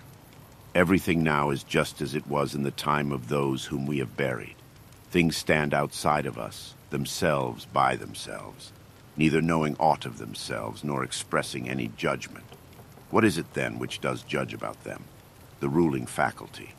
Not in passivity, but in activity lie the evil and the good of the rational social animal, just as his virtue and his vice lie not in passivity, but in activity. For the stone which has been thrown up, it is no evil to come down, nor indeed any good to have been carried up. Penetrate inwards into men's leading principles, and thou wilt see what judges thou art afraid of, and what kind of judges they are of themselves. All things are changing, and thou thyself art in continuous mutation, and in a manner in continuous destruction, and the whole universe too. It is thy duty to leave another man's wrongful act there where it is. Termination of activity, cessation from movement and opinion, and in a sense their death, is no evil. Turn thy thoughts now to the consideration of thy life as a child, as a youth, thy manhood, thy old age, for in these also every change was a death. Is this anything to fear? Turn thy thoughts now to thy life under thy grandfather, then to thy life under thy mother, then to thy life under thy father. And as thou findest many other differences and changes and terminations, ask thyself, is this anything to fear? In like manner, then, neither are the termination and cessation and change of thy whole life a thing to be afraid of. Hasten to examine thy own ruling faculty, and that of the universe, and that of thy neighbor, thy own, that thou mayest make it just, and that of the universe, that thou mayest remember of what thou art a part, and that of thy neighbor, that thou mayest know whether he has acted ignorantly or with knowledge, and that thou mayest also consider that his ruling faculty is akin to thine. As thou thyself art a component part of a social system, so let every act of thine be a component part of social life. Whatever act of thine, then, has no reference either immediately or remotely to a social end. This tears asunder thy life, and does not allow it to be one, and it is of the nature of a mutiny, just as when in a popular assembly, a man acting by himself stands apart from the general agreement. Quarrels of little children and their sports, and poor spirits carrying about dead bodies, such is everything. And so what is exhibited in the representation of the mansions of the dead strikes our eyes more clearly. Examine into the quality of the form of an object, and detach it altogether from its material part, and then contemplate it. Then determine the time, the longest which a thing of this peculiar form is naturally made to endure. Thou hast endured infinite troubles through not being contented with thy ruling faculty when it does the things which it is constituted by nature to do. But enough of this. When another blames thee or hates thee, or when men say about thee anything injurious, approach their poor souls, penetrate within, and see what kind of men they are. Thou wilt discover that there is no reason to take any trouble that these men may have this or that opinion about thee.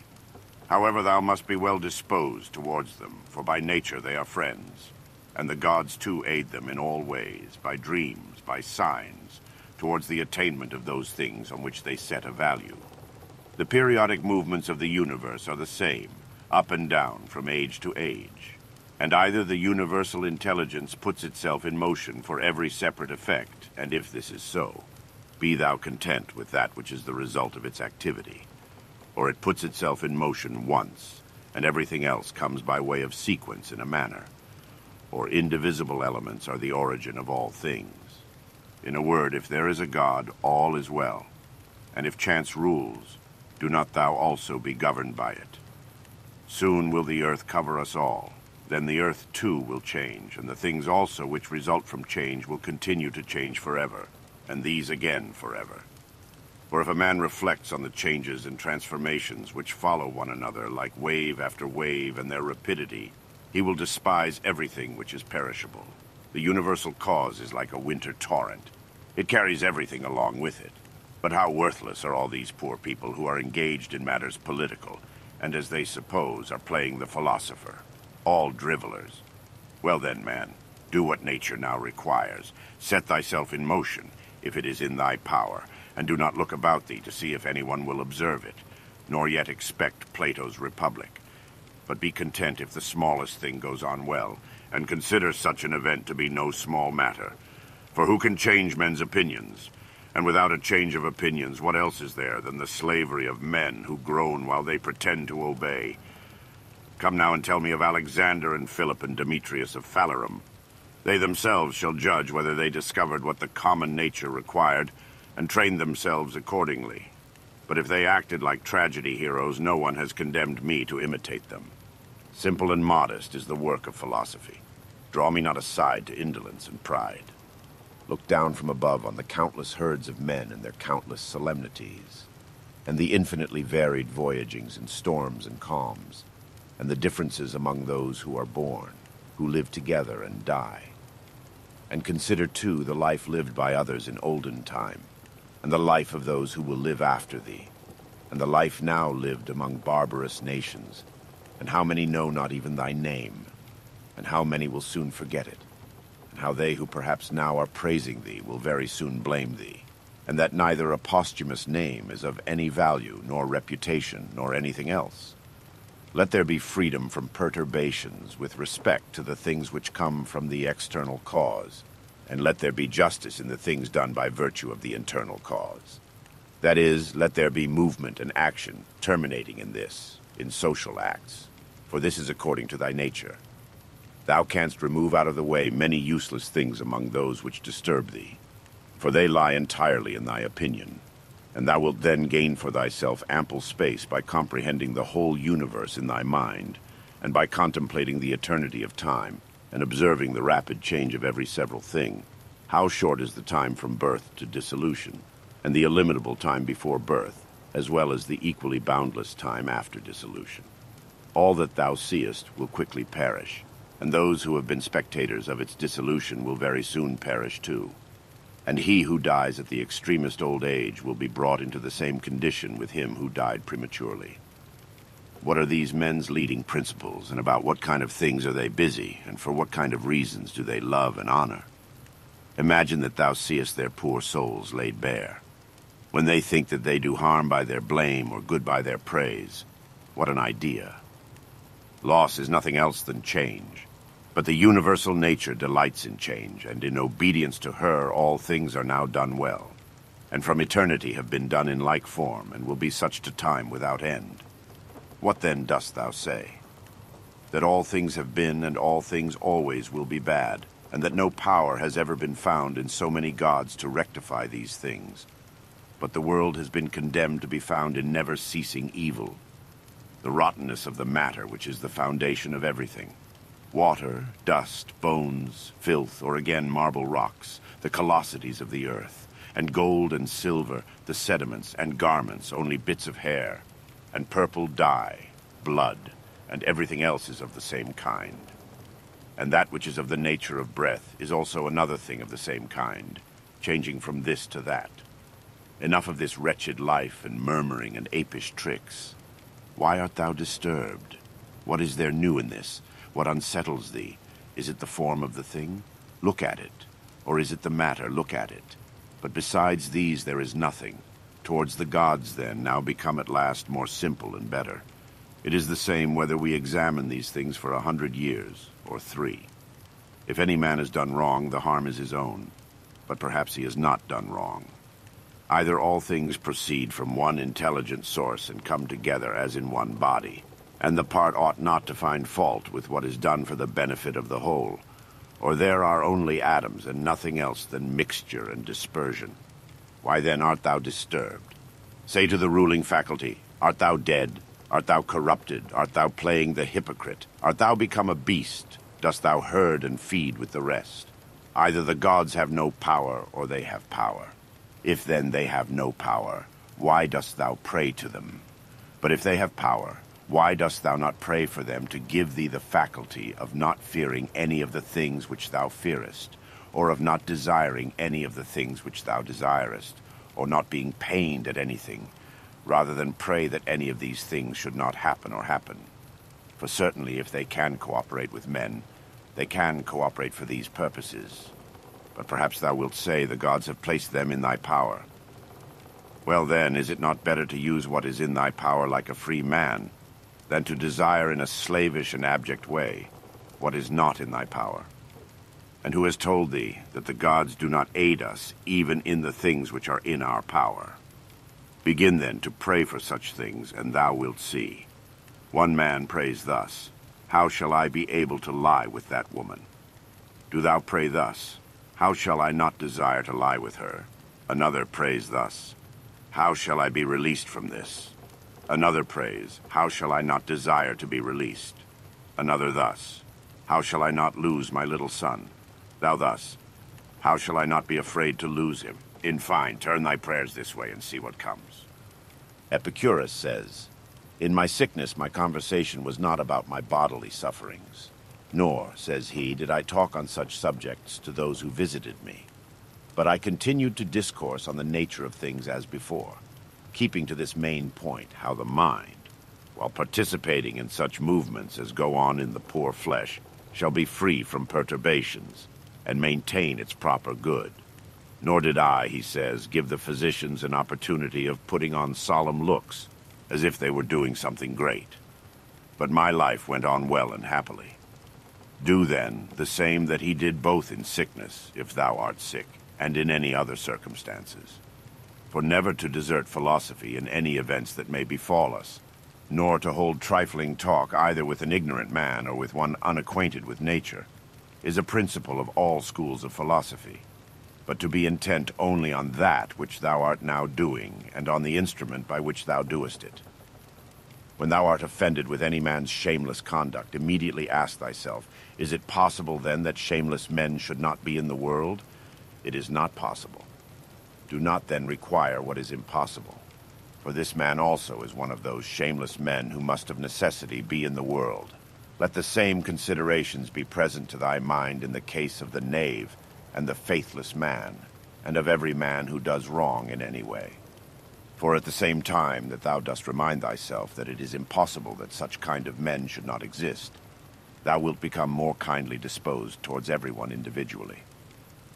It is useful to perceive this, too, immediately, when the occasion arises, what virtue nature has given to man to oppose to every wrongful act. For she has given to man, as an antidote against the stupid man, mildness, and against another kind of man some other power. And in all cases it is possible for thee to correct by teaching the man who is gone astray, for every man who errs misses his object and is gone astray. Besides, wherein hast thou been injured? For thou wilt find that no one among those against whom thou art irritated has done anything by which thy mind could be made worse, but that which is evil to thee and harmful has its foundation only in the mind. And what harm is done, or what is there strange, if the man who has not been instructed does the acts of an uninstructed man? Consider whether thou shouldst not rather blame thyself, because thou didst not expect such a man to err in such a way. For thou hadst means given thee by thy reason to suppose that it was likely that he would commit this error, and yet thou hast forgotten and art amazed that he has erred. But most of all, when thou blamest a man as faithless or ungrateful, turn to thyself, for the fault is manifestly thy own, whether thou didst trust that a man who had such a disposition would keep his promise, or when conferring thy kindness thou didst not confer it absolutely, nor yet in such way as to have received from thy very act all the profit. For what more dost thou want when thou hast done a man a service? Art thou not content that thou hast done something conformable to thy nature, and dost thou seek to be paid for it? Just as if the eye demanded a recompense for seeing, or the feet for walking. For as these members are formed for a particular purpose, and by working according to their several constitutions, obtain what is their own, so also as man is formed by nature to acts of benevolence. When he has done anything benevolent, or in any other way conducive to the common interest, he has acted conformably to his constitution, and he gets what is his own. Book 10. Wilt thou, then, my soul, never be good and simple and one and naked, more manifest than the body which surrounds thee? Wilt thou never enjoy an affectionate and contented disposition? Wilt thou never be full and without a want of any kind, longing for nothing more, nor desiring anything, either animate or inanimate, for the enjoyment of pleasures, nor yet desiring time wherein thou shalt have longer enjoyment, or place, or pleasant climate, or society of men with whom thou mayest live in harmony? But wilt thou be satisfied with thy present condition, and pleased with all that is about thee? And wilt thou convince thyself that thou hast everything, and that it comes from the gods, that everything is well for thee, and will be well whatever shall please them, and whatever they shall give for the conservation of the perfect living being, the good and just and beautiful, which generates and holds together all things, and contains and embraces all things which are dissolved for the production of other like things. Wilt thou never be such that thou shalt so dwell in community with gods and men, as neither to find fault with them at all, nor to be condemned by them? Observe what thy nature requires, so far as thou art governed by nature only. Then do it and accept it, if thy nature, so far as thou art a living being, shall not be made worse by it. And next thou must observe what thy nature requires, so far as thou art a living being. And all this thou mayest allow thyself, if thy nature, so far as thou art a rational animal, shall not be made worse by it. But the rational animal is consequently also a political, social animal. Use these rules, then, and trouble thyself about nothing else. Everything which happens either happens in such wise as thou art formed by nature to bear it, or as thou art not formed by nature to bear it. If then it happens to thee in such way as thou art formed by nature to bear it, do not complain, but bear it as thou art formed by nature to bear it. But if it happens in such wise as thou art not formed by nature to bear it, do not complain, for it will perish after it has consumed thee. Remember, however, that thou art formed by nature to bear everything with respect to which it depends on thy own opinion to make it endurable and tolerable by thinking that it is either thy interest or thy duty to do this. If a man is mistaken, instruct him kindly and show him his error. But if thou art not able, blame thyself, or blame not even thyself. Whatever may happen to thee, it was prepared for thee from all eternity. And the implication of causes was from eternity spinning the thread of thy being, and of that which is incident to it. Whether the universe is a concourse of atoms, or nature is a system, let this first be established, that I am a part of the whole, which is governed by nature. Next, I am in a manner intimately related to the parts which are of the same kind with myself. For remembering this, inasmuch as I am a part, I shall be discontented with none of the things which are assigned to me out of the whole.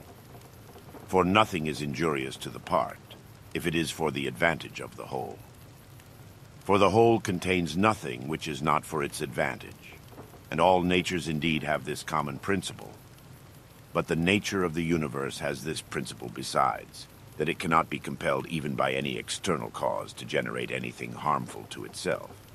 By remembering, then, that I am a part of such a whole, I shall be content with everything that happens. And inasmuch as I am in a manner intimately related to the parts which are of the same kind with myself, I shall do nothing unsocial. But I shall rather direct myself to the things which are of the same kind with myself, and I shall turn in my efforts to the common interest and divert them from the contrary. Now, if these things are done so, life must flow on happily, just as thou mayest observe that the life of a citizen is happy, who continues a course of action which is advantageous to his fellow citizens, and is content with whatever the state may assign to him. The parts of the whole, everything, I mean, which is naturally comprehended in the universe, must of necessity perish. But let this be understood in this sense, that they must undergo change. But if this is naturally both an evil and a necessity for the parts, the whole would not continue to exist in a good condition, the parts being subject to change and constituted so as to perish in various ways. For whether did nature herself design to do evil to the things which are parts of herself, and to make them subject to evil and of necessity fall into evil, or have such results happened without her knowing it? Both these suppositions, indeed, are incredible. But if a man should even drop the term nature as an efficient power, and should speak of these things as natural, even then it would be ridiculous to affirm at the same time that the parts of the whole are in their nature subject to change, and at the same time to be surprised or vexed as if something were happening contrary to nature, particularly as the dissolution of things is into those things of which each thing is composed. For there is either a dispersion of the elements out of which everything has been compounded, or a change from the solid to the earthy and from the airy to the aerial, so that these parts are taken back into the universal reason, whether this at certain periods is consumed by fire or renewed by eternal changes. And do not imagine that the solid and the airy part belong to thee from the time of generation. For all this received its accretion only yesterday and the day before, as one may say, from the food and the air which is inspired. This, then, which has received the accretion, changes, not that which thy mother brought forth. But suppose that this which thy mother brought forth implicates thee very much with that other part, which has the peculiar quality of change. This is nothing, in fact, in the way of objection to what is said. When thou hast assumed these names, good, modest, true, rational, a man of equanimity, and magnanimous, take care that thou dost not change these names. And if thou shouldst lose them, quickly return to them. And remember that the term rational was intended to signify a discriminating attention to every several thing and freedom from negligence, and that equanimity is the voluntary acceptance of the things which are assigned to thee by the common nature, and that magnanimity is the elevation of the intelligent part above the pleasurable or painful sensations of the flesh, and above that poor thing called fame and death and all such things. If then thou maintainest thyself in the possession of these names, without desiring to be called by these names by others, thou wilt be another person, and wilt enter on another life. For to continue to be such as thou hast hitherto been, and to be torn in pieces and defiled in such a life, is the character of a very stupid man, and one over-fond of his life, and like those half-devoured fighters with wild beasts, who, though covered with wounds and gore, still entreat to be kept to the following day, though they will be exposed in the same state to the same claws and bites.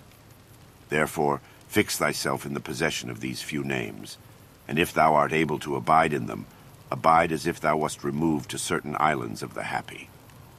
But if thou shalt perceive that thou fallest out of them and dost not maintain thy hold, go courageously into some nook where thou shalt maintain them, or even depart at once from life, not in passion, but with simplicity and freedom and modesty, after doing this one laudable thing at least in thy life, to have gone out of it thus. In order, however, to the remembrance of these names, it will greatly help thee if thou rememberest the gods, and that they wish not to be flattered, but wish all reasonable beings to be made like themselves. And if thou rememberest that what does the work of a fig tree is a fig tree, and that what does the work of a dog is a dog, and that what does the work of a bee is a bee, and that what does the work of a man is a man, Mimi, war, astonishment, torpor, slavery will daily wipe out those holy principles of thine. How many things without studying nature dost thou imagine, and how many dost thou neglect? But it is thy duty so to look on, and so to do everything, that at the same time the power of dealing with circumstances is perfected, and the contemplative faculty is exercised, and the confidence which comes from the knowledge of each several thing is maintained without showing it, but yet not concealed. For when wilt thou enjoy simplicity, when gravity, and when the knowledge of every several thing, both what it is in substance and what place it has in the universe, and how long it is formed to exist, and of what things it is compounded, and to whom it can belong, and who are able both to give it and take it away. A spider is proud when it has caught a fly, and another when he has caught a poor hare, and another when he has taken a little fish in a net, and another when he has taken wild boars, and another when he has taken bears, and another when he has taken sarmatians. Are not these robbers, if thou examinest their opinions? Acquire the contemplative way of seeing how all things change into one another, and constantly attend to it, and exercise thyself about this part of philosophy. For nothing is so much adapted to produce magnanimity. Such a man has put off the body, and as he sees that he must, no one knows how soon, go away from among men and leave everything here, he gives himself up entirely to just doing in all his actions. And in everything else that happens, he resigns himself to the universal nature. But as to what any man shall say or think about him or do against him, he never even thinks of it, being himself contented with these two things, with acting justly in what he now does, and being satisfied with what is now assigned to him. And he lays aside all distracting and busy pursuits, and desires nothing else than to accomplish the straight course through the law, and by accomplishing the straight course to follow God. What need is there of suspicious fear, since it is in thy power to inquire what ought to be done? And if thou seest clear, go by this way content, without turning back. But if thou dost not see clear, stop and take the best advisers. But if any other things oppose thee, go on according to thy powers with due consideration, keeping to that which appears to be just. For it is best to reach this object, and if thou dost fail, let thy failure be in attempting this. He who follows reason in all things is both tranquil and active at the same time, and also cheerful and collected. Inquire of thyself as soon as thou wakest from sleep, whether it will make any difference to thee if another does what is just and right. It will make no difference. Thou hast not forgotten, I suppose, that those who assume arrogant airs in bestowing their praise or blame on others are such as they are at bed and at board, and thou hast not forgotten what they do, and what they avoid, and what they pursue, and how they steal, and how they rob, not with hands and feet, but with their most valuable part, by means of which there is produced, when a man chooses, fidelity, modesty, truth, law, a good demon, happiness. To her who gives and takes back all, to nature, the man who is instructed and modest says, give what thou wilt, take back what thou wilt. And he says this not proudly, but obediently, and well pleased with her. Short is the little which remains to thee of life. Live as on a mountain, for it makes no difference whether a man lives there or here, if he lives everywhere in the world, as in a state, political community. Let men see, let them know a real man who lives according to nature. If they cannot endure him, let them kill him, for that is better than to live thus as men do. No longer talk at all about the kind of man that a good man ought to be, but be such.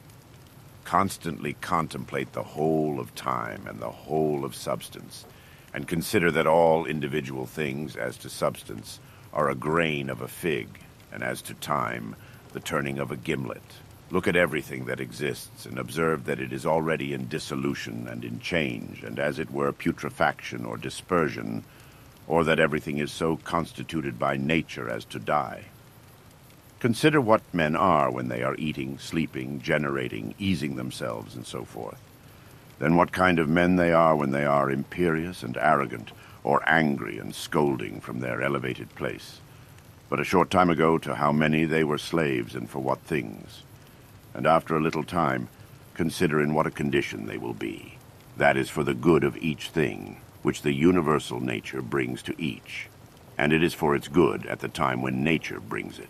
The earth loves the shower, and the solemn ether loves, and the universe loves to make whatever is about to be. I say then to the universe that I love as thou lovest, and is not this too said that this or that loves is wont to be produced? Either thou livest here and hast already accustomed thyself to it, or thou art going away, and this was thy own will, or thou art dying and hast discharged thy duty. But besides these things there is nothing. Be of good cheer, then. Let this always be plain to thee, that this piece of land is like any other, and that all things here are the same with things on top of a mountain, or on the seashore, or wherever thou choosest to be. For thou wilt find just what Plato says, dwelling within the walls of a city as in a shepherd's fold on a mountain. What is my ruling faculty now to me? And of what nature am I now making it? And for what purpose am I now using it? Is it void of understanding? Is it loosed and rent asunder from social life? Is it melted into and mixed with the poor flesh, so as to move together with it? He who flies from his master is a runaway, but the law is master, and he who breaks the law is a runaway. And he also who is grieved or angry or afraid is dissatisfied because something has been or is or shall be of the things which are appointed by him who rules all things. And he is law, and assigns to every man what is fit. He then who fears or is grieved or is angry is a runaway. A man deposits seed in a womb and goes away, and then another cause takes it, and labors on it, and makes a child. What a thing from such a material! Again, the child passes food down through the throat, and then another cause takes it, and makes perception and motion, and in fine life and strength and other things. How many and how strange I observe then the things which are produced in such a hidden way, and see the power, just as we see the power which carries things downwards and upwards, not with the eyes, but still no less plainly. Constantly consider how all things such as they now are, in time past also were, and consider that they will be the same again, and place before thy eyes entire dramas and stages of the same form, whatever thou hast learned from thy experience or from older history. For example, the whole court of Hadrian, and the whole court of Antoninus, and the whole court of Philip, Alexander, Croesus, for all those were such dramas as we see now, only with different actors. Imagine every man who is grieved at anything or discontented to be like a pig which is sacrificed, and kicks and screams. Like this pig also is he who on his bed in silence laments the bonds in which we are held. And consider that only to the rational animal is it given to follow voluntarily what happens, but simply to follow is a necessity imposed on all. Severally, on the occasion of everything that thou doest, pause and ask thyself if death is a dreadful thing because it deprives thee of this. When thou art offended at any man's fault, forthwith turn to thyself and reflect in what like manner thou dost err thyself. For example, in thinking that money is a good thing, or pleasure, or a bit of reputation, and the like. For by attending to this, thou wilt quickly forget thy anger if this consideration also is added, that the man is compelled. For what else could he do? Or if thou art able, take away from him the compulsion. When thou hast seen Satyron the Socratic, think of either Eutyches or Hymen, and when thou hast seen Euphrates, think of Eutychian or Silvanus, and when thou hast seen Alciphron, think of Tropiophorus, and when thou hast seen Xenophon, think of Crito or Severus, and when thou hast looked on thyself, think of any other Caesar, and in the case of everyone do in like manner. Then let this thought be in thy mind, where then are those men? Nowhere, or nobody knows where. For thus continuously thou wilt look at human things as smoke and nothing at all, especially if thou reflectest at the same time that what has once changed will never exist again in the infinite duration of time. But thou, in what a brief space of time is thy existence? And why art thou not content to pass through this short time in an orderly way? What matter and opportunity for thy activity art thou avoiding?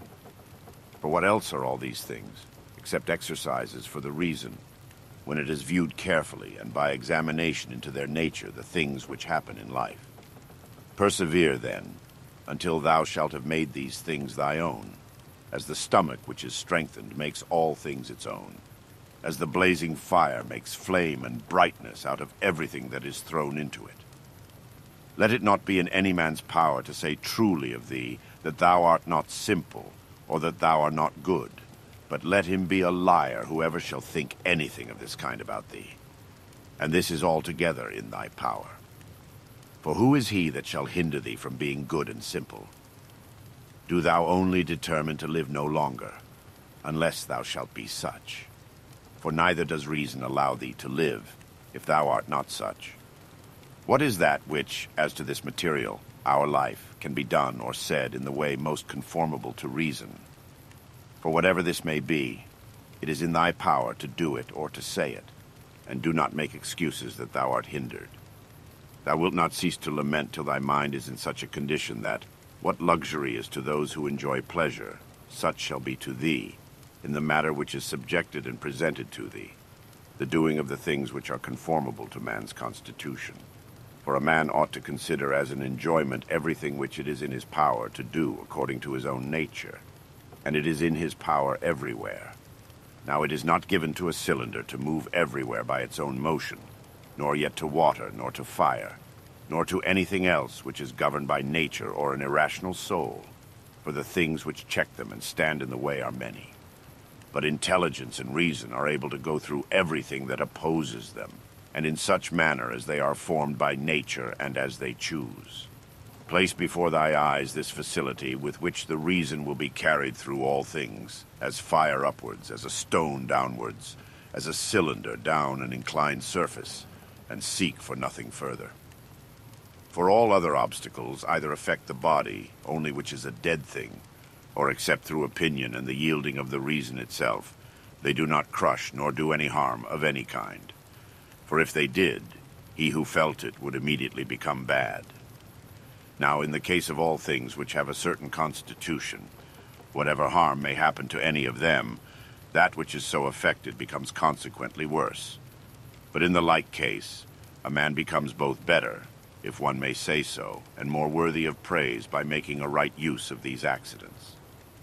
And finally, remember that nothing harms him who is really a citizen, which doesn't harm the state, nor yet does anything harm the state which does not harm law, order. And of these things which are called misfortunes, not one harms law. What then does not harm law does not harm either state or citizen. To him who is penetrated by true principles, even the briefest precept is sufficient, and any common precept, to remind him that he should be free from grief and fear. For example, leaves, some the wind scatters on the ground. So is the race of men. Leaves also are thy children. And leaves too are they who cry out, as if they were worthy of credit and bestow their praise, or on the contrary curse, or secretly blame and sneer. And leaves, in like manner, are those who shall receive and transmit a man's fame to aftertimes. For all such things as these are produced in the season of spring, as the poet says. Then the wind casts them down. Then the forest produces other leaves in their places. But a brief existence is common to all things, and yet thou avoidest and pursuest all things as if they would be eternal. A little time, and thou shalt close thy eyes, and him who has attended thee to thy grave another soon will lament. The healthy eye ought to see all visible things, and not to say, I wish for green things, for this is the condition of a diseased eye. And the healthy hearing and smelling ought to be ready to perceive all that can be heard and smelled. And the healthy stomach ought to be with respect to all food, just as the mill with respect to all things which it is formed to grind. And accordingly the healthy understanding ought to be prepared for everything which happens.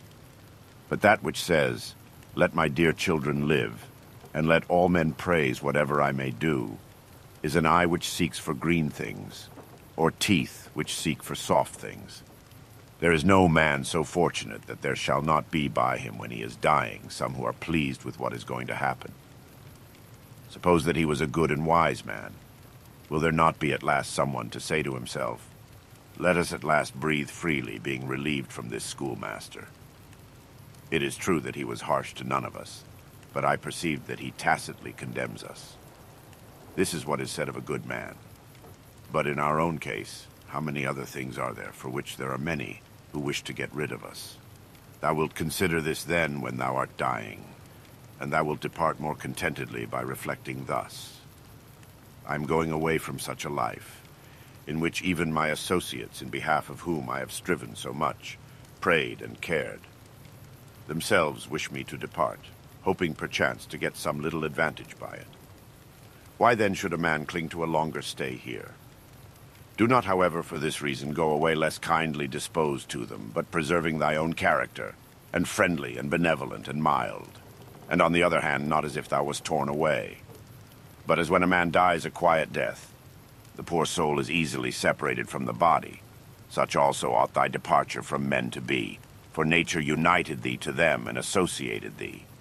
But does she now dissolve the union? Well, I am separated as from kinsmen, not however dragged resisting, but without compulsion. For this too is one of the things according to nature. Accustom thyself as much as possible on the occasion of anything being done by any person to inquire with thyself, for what object is this man doing this? But begin with thyself and examine thyself first. Remember that this which pulls the strings is the thing which is hidden within. This is the power of persuasion, this is life, this, if one may so say, is man. In contemplating thyself, never include the vessel which surrounds thee, and these instruments which are attached about it. For they are like to an axe, differing only in this that they grow to the body. For indeed there is no more use in these parts, without the cause which moves and checks them, than in the weaver's shuttle, and the writer's pen, and the driver's whip. Book 11. These are the properties of the rational soul. It sees itself, analyzes itself, and makes itself such as it chooses. The fruit which it bears itself enjoys, for the fruits of plants, and that in animals which corresponds to fruits others enjoy. It obtains its own end wherever the limit of life may be fixed, not as in a dance and in a play and in such like things, where the whole action is incomplete, if anything cuts it short, but in every part, and wherever it may be stopped, it makes what has been set before it full and complete. so that it can say, I have what is my own. And further, it traverses the whole universe and the surrounding vacuum, and surveys its form, and it extends itself into the infinity of time, and embraces and comprehends the periodical renovation of all things. And it comprehends that those who come after us will see nothing new, nor have those before us seen anything more. But in a manner he who is 40 years old, if he has any understanding at all, has seen by virtue of the uniformity that prevails all things which have been and all that will be. This too is a property of the rational soul, love of one's neighbor and truth and modesty, and to value nothing more than itself, which is also the property of law. Thus, then, right reason differs not at all from the reason of justice. Thou wilt set little value on pleasing song and dancing and the pancratium, if thou wilt distribute the melody of the voice into its several sounds, and ask thyself as to each, if thou art mastered by this. For thou wilt be prevented by shame from confessing it. And in the matter of dancing, if at each movement and attitude thou wilt do the same, and the like also in the matter of the pancratium.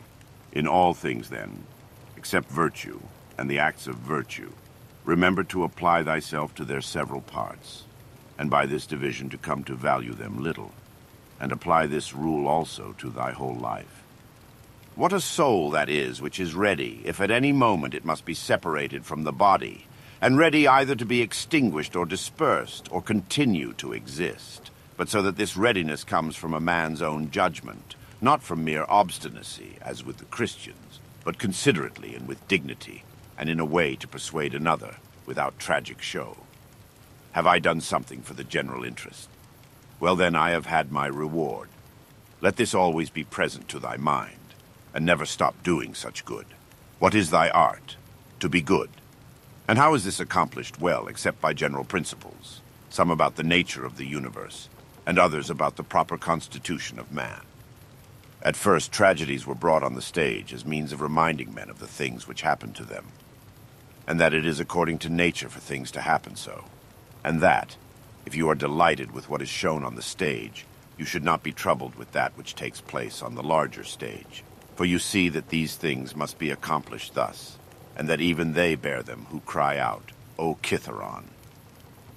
And indeed, some things are said well by the dramatic writers, of which kind is the following especially. Me and my children if the gods neglect. This has its reason too.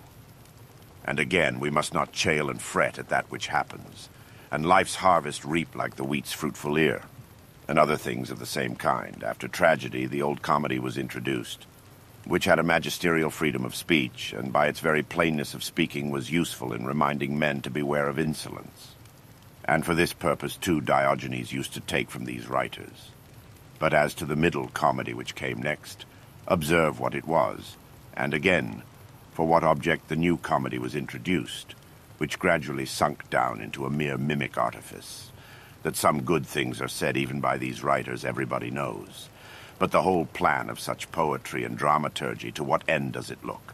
How plain does it appear that there is not another condition of life so well suited for philosophizing as this, in which thou now happenest to be? A branch cut off from the adjacent branch must of necessity be cut off from the whole tree also. So too a man, when he is separated from another man, is fallen off from the whole social community. Now as to a branch, another cuts it off. But a man by his own act separates himself from his neighbor when he hates him and turns away from him.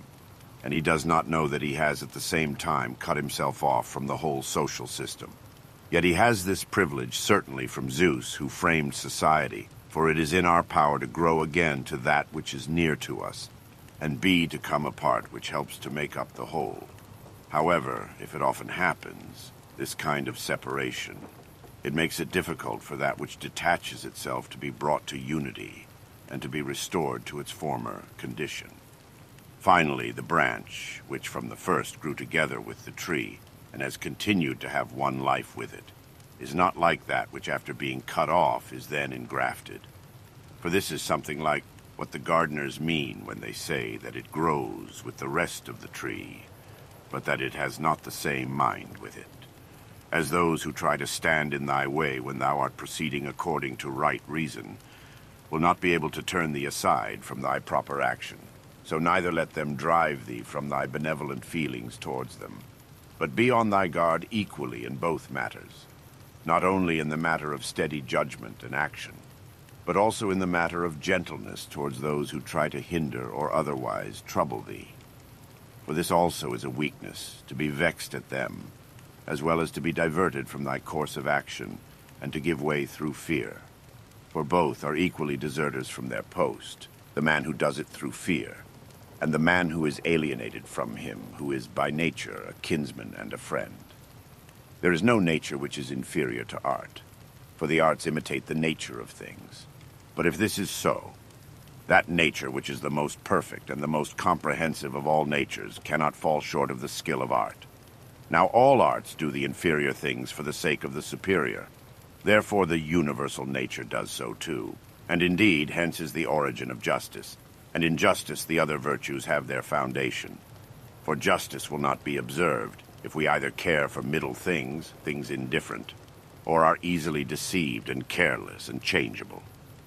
If the things do not come to thee, the pursuits and avoidances of which disturb thee, still in a manner thou goest to them. Let then thy judgment about them be at rest, and they will remain quiet, and thou wilt not be seen either pursuing or avoiding. The spherical form of the soul maintains its figure, when it is neither extended towards any object, nor contracted inwards, nor dispersed, nor sinks down, but is illuminated by light by which it sees the truth of all things, and the truth that is in itself. Suppose any man shall despise me, let him look to that himself. But I will look to this, that I be not discovered doing or saying anything deserving of contempt. Shall any man hate me? Let him look to it. But I will be mild and benevolent towards every man, and ready to show even him his mistake, not reproachfully, nor yet as making a display of my endurance, but nobly and honestly, like the great Phocion, unless indeed he only assumed it. For the interior parts ought to be such, and a man ought to be seen by the gods neither dissatisfied with anything nor complaining. For what evil is it to thee, if thou art now doing what is agreeable to thy own nature, and art satisfied with that which at this moment is suitable to the nature of the universe, since thou art a human being placed at thy post, in order that what is for the common advantage may be done in some way? Men despise one another and flatter one another, and men wish to raise themselves above one another and crouch before one another. How unsound and insincere is he who says, I have determined to deal with thee in a fair way. What art thou doing, man? There is no occasion to give this notice. It will soon show itself by acts. The voice ought to be plainly written on the forehead. Such as a man's character is, he immediately shows it in his eyes, just as he who is beloved forthwith reads everything in the eyes of lovers. The man who is honest and good ought to be exactly like a man who smells strong, so that the bystander, as soon as he comes near him, must smell whether he choose or not. But the affectation of simplicity is like a crooked stick. Nothing is more disgraceful than a wolfish friendship, false friendship. Avoid this most of all. The good and simple and benevolent show all these things in the eyes, and there is no mistaking. As to living in the best way, this power is in the soul, if it be indifferent to things which are indifferent.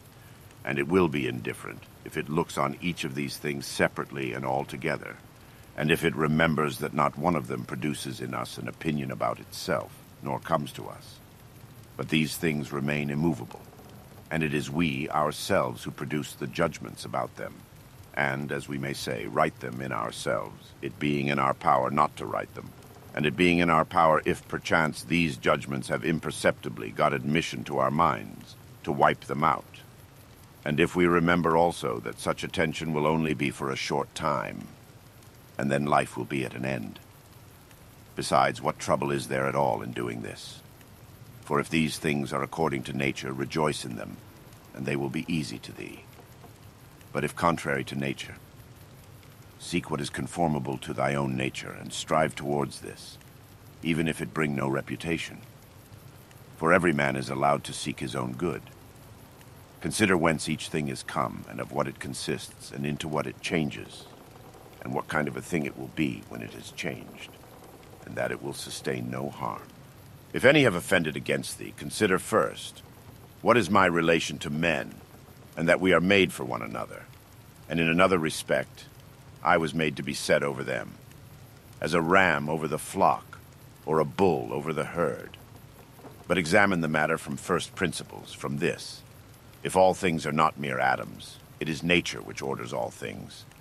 If this is so, the inferior things exist for the sake of the superior, and these for the sake of one another. Second, consider what kind of men they are at table, in bed, and so forth, and particularly under what compulsions in respect of opinions they are. And as to their acts, consider with what pride they do what they do. Third, that if men do rightly what they do, we ought not to be displeased. But if they do not right, it is plain that they do so involuntarily and in ignorance. For as every soul is unwillingly deprived of the truth, so also is it unwillingly deprived of the power of behaving to each man according to his deserts. Accordingly, men are pained when they are called unjust, ungrateful, and greedy, and in a word, wrongdoers to their neighbors. Fourth, consider that thou also doest many things wrong, and that thou art a man like others. And even if thou dost abstain from certain faults, still thou hast the disposition to commit them, though either through cowardice or concern about reputation, or some such mean motive thou dost abstain from such faults. Fifth, consider that thou dost not even understand whether men are doing wrong or not, for many things are done with a certain reference to circumstances.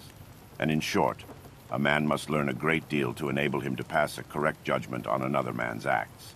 Sixth, consider when thou art much vexed or grieved, that man's life is only a moment, and after a short time we are all laid out dead. Seventh, that it is not men's acts which disturb us, for those acts have their foundation in men's ruling principles, but it is our own opinions which disturb us. Take away these opinions, then, and resolve to dismiss thy judgment about an act, as if it were something grievous, and thy anger is gone. How then shall I take away these opinions? By reflecting that no wrongful act of another brings shame on thee. For unless that which is shameful is alone bad, thou also must of necessity do many things wrong, and become a robber and everything else. Eighth, consider how much more pain is brought on us by the anger and vexation caused by such acts than by the acts themselves, at which we are angry and vexed. Ninth, consider that a good disposition is invincible, if it be genuine, and not an affected smile and acting a part. For what will the most violent man do to thee, if thou continuest to be of a kind disposition towards him? And if, as opportunity offers, thou gently admonishest him and calmly correctest his errors, at the very time when he is trying to do thee harm, saying, "Not so, my child. We are constituted by nature for something else. I shall certainly not be injured, but thou art injuring thyself, my child." And show him with gentle tact and by general principles that this is so, and that even bees do not do as he does, nor any animals which are formed by nature to be gregarious. And thou must do this neither with any double meaning, nor in the way of reproach, but affectionately, and without any rancor in thy soul, and not as if thou wert lecturing him, nor yet that any bystander may admire, but either when he is alone, and if others are present. Remember these 9 rules, as if thou hadst received them as a gift from the Muses, and begin at last to be a man while thou livest. But thou must equally avoid flattering men and being vain at them, for both are unsocial and lead to harm. And let this truth be present to thee in the excitement of anger, that to be moved by passion is not manly, but that mildness and gentleness, as they are more agreeable to human nature, so also are they more manly. And he who possesses these qualities possesses strength, nerves, and courage, and not the man who is subject to fits of passion and discontent. For in the same degree in which a man's mind is nearer to freedom from all passion, in the same degree also is it nearer to strength. And as the sense of pain is a characteristic of weakness, so also is anger. For he who yields to pain and he who yields to anger, both are wounded and both submit. But if thou wilt, receive also a 10th present from the leader of the Muses, Apollo. And it is this, that to expect bad men not to do wrong is madness, for he who expects this desires an impossibility. But to allow men to behave so to others and to expect them not to do thee any wrong is irrational and tyrannical. There are 4 principal aberrations of the superior faculty against which thou shouldst be constantly on thy guard. And when thou hast detected them, thou shouldst wipe them out and say on each occasion thus, "This thought is not necessary." This tends to destroy social union. This which thou art going to say comes not from the real thoughts. For thou shouldst consider it among the most absurd of things for a man not to speak from his real thoughts. But the 4th is when thou shalt reproach thyself for anything. For this is an evidence of the diviner part within thee being overpowered and yielding to the less honorable, and to the perishable part, the body, and to its gross pleasures. Thy aerial part, and all the fiery parts which are mingled in thee, though by nature they have an upward tendency, still in obedience to the disposition of the universe, they are overpowered here in the compound mass, the body, and also the whole of the earthy part in thee and the watery, though their tendency is downward, still are raised up and occupy a position which is not their natural one. In this manner, then, the elemental parts obey the universal. For when they have been fixed in any place perforce, they remain there, until again the universal shall sound the signal for dissolution. Is it not then strange that thy intelligent part only should be disobedient and discontented with its own place? And yet no force is imposed on it, but only those things which are conformable to its nature. Still it does not submit, but is carried in the opposite direction. For the movement towards injustice and intemperance and to anger and grief and fear is nothing else than the act of one who deviates from nature. And also when the ruling faculty is discontented with anything that happens, then too it deserts its post. For it is constituted for piety and reverence towards the gods no less than for justice. For these qualities also are comprehended under the generic term of contentment with the constitution of things, and indeed they are prior to acts of justice. He who has not one and always the same object in life cannot be one and the same all through his life.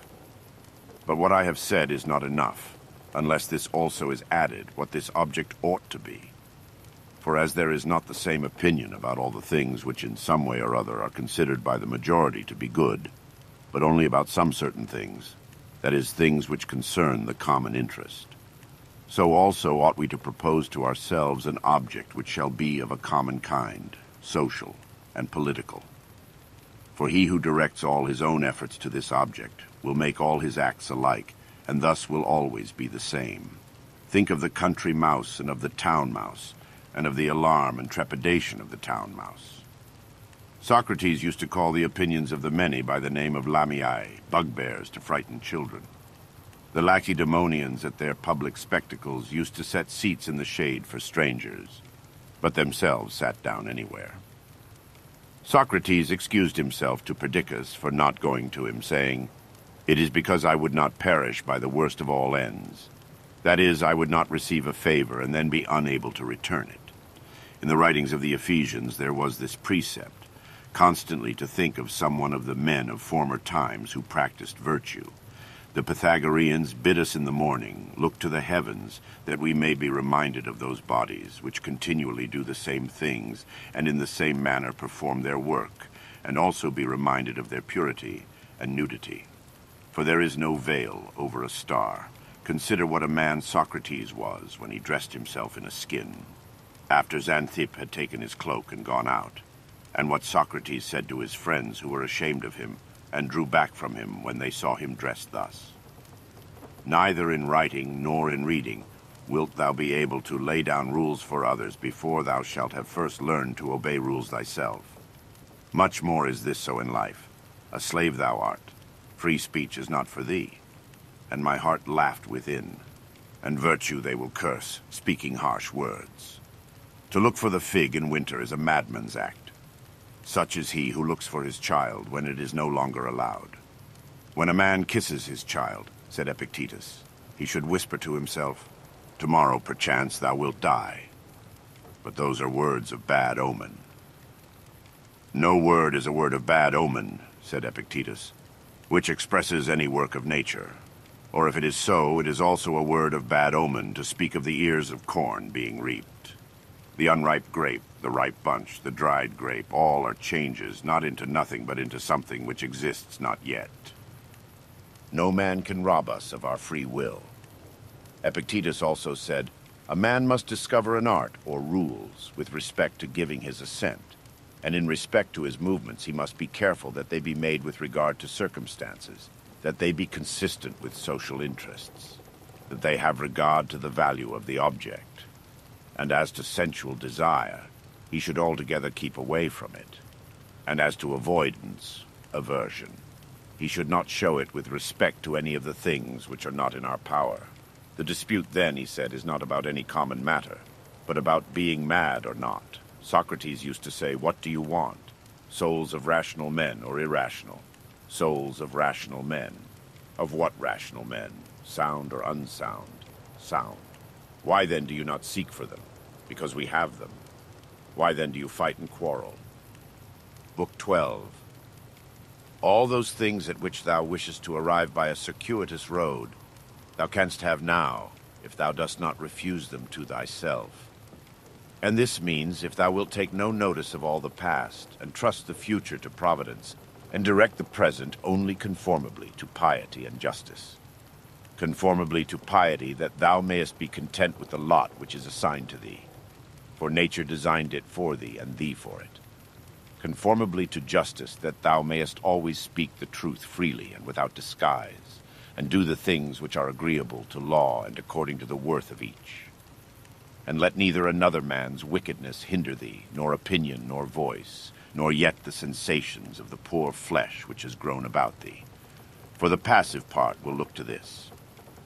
If then, whatever the time may be when thou shalt be near to thy departure, neglecting everything else, thou shalt respect only thy ruling faculty and the divinity within thee.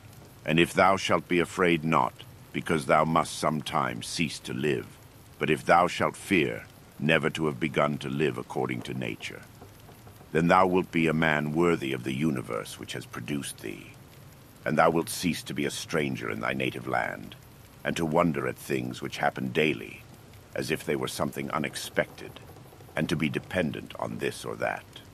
God sees the minds, ruling principles of all men, bared of the material vesture and rind and impurities. For with his intellectual part alone he touches the intelligence only which has flowed and been derived from himself into these bodies. And if thou also usest thyself to do this, thou wilt rid thyself of thy much trouble.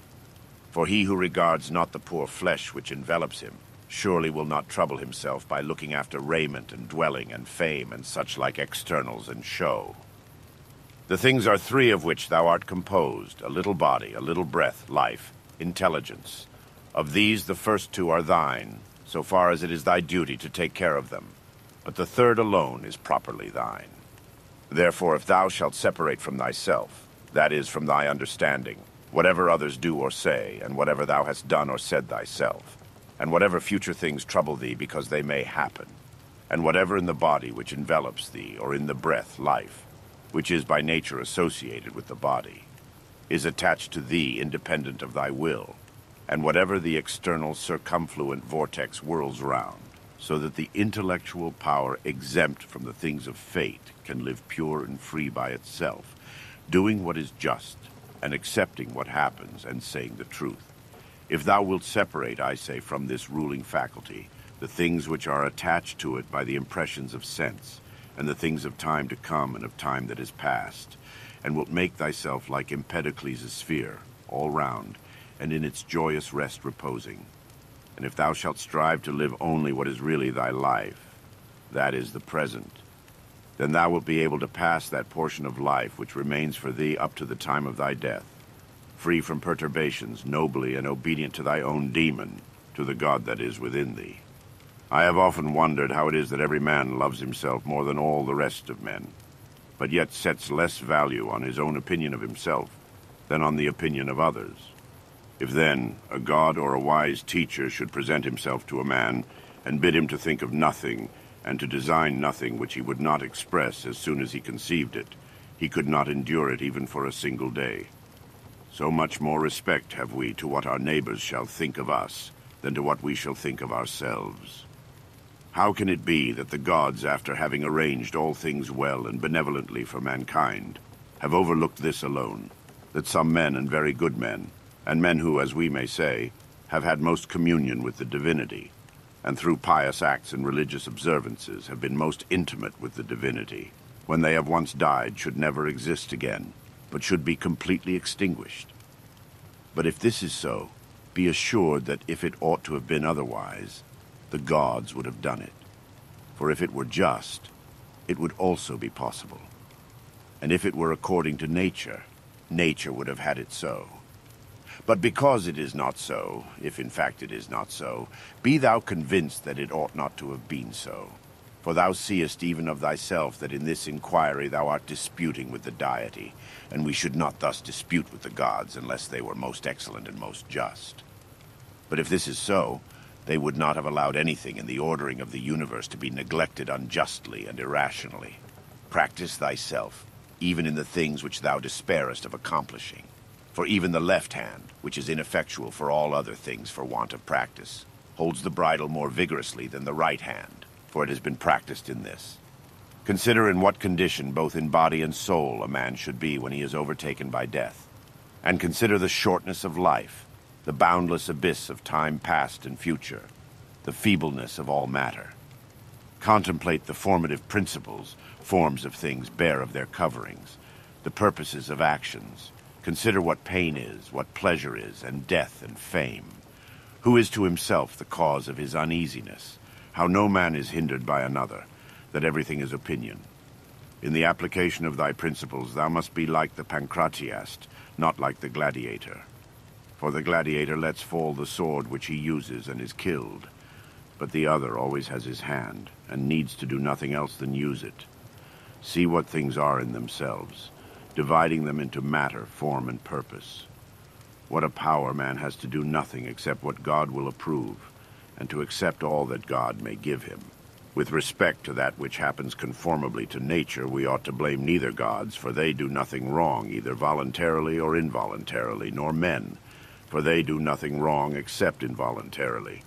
Consequently, we should blame nobody. How ridiculous and what a stranger he is who is surprised at anything which happens in life. Either there is a fatal necessity and invincible order, or a kind providence, or a confusion without a purpose, and without a director. Book 4. If then there is an invincible necessity, why dost thou resist? But if there is a providence which allows itself to be propitiated, make thyself worthy of the help of the divinity. But if there is a confusion without governor, be content that in such a tempest thou hast in thyself a certain ruling intelligence. And even if the tempest carry thee away, let it carry away the poor flesh, the poor breath, everything else. For the intelligence, at least, it will not carry away. Does the light of the lamp shine without losing its splendor until it is extinguished? And shall the truth which is in thee and justice and temperance be extinguished before thy death? When a man is presented the appearance of having done wrong, say, how then do I know if this is a wrongful act? And even if he has done wrong, how do I know that he has not condemned himself? And so this is like tearing his own face. Consider that he who would not have the bad man do wrong is like the man who would not have the fig tree to bear juice in the figs, and infants to cry, and the horse to neigh, and whatever else must of necessity be. For what must a man do who has such a character? If then thou art irritable, cure this man's disposition. If it is not right, do not do it. If it is not true, do not say it. For let thy efforts be. In everything always observe what the thing is which produces for thee an appearance, and resolve it by dividing it into the formal, the material, the purpose, and the time within which it must end. Perceive at last that thou hast in thee something better and more divine than the things which cause the various effects, and as it were pull thee by the strings. What is there now in my mind? Is it fear, or suspicion, or desire, or anything of the kind? First, do nothing inconsiderately, nor without a purpose. Second, make thy acts refer to nothing else than to a social end. Consider that before long thou wilt be nobody and nowhere, nor will any of the things exist which thou now seest, nor any of those who are now living. For all things are formed by nature to change and be turned and to perish, in order that other things in continuous succession may exist. Consider that everything is opinion, and opinion is in thy power. Take away then, when thou choosest, thy opinion, and like a mariner who has doubled the promontory, thou wilt find calm, everything stable, and a waveless bay. Any one activity, whatever it may be, when it has ceased at its proper time, suffers no evil because it has ceased. Nor he who has done this act does he suffer any evil for this reason that the act has ceased. In like manner, then, the whole which consists of all the acts, which is our life, if it cease at its proper time, suffers no evil for this reason that it has ceased. Nor he who has terminated this series at the proper time has he been ill dealt with. But the proper time and the limit nature fixes, sometimes as in old age the peculiar nature of man, but always the universal nature, by the change of whose parts the whole universe continues ever young and perfect. And everything which is useful to the universal is always good and in season.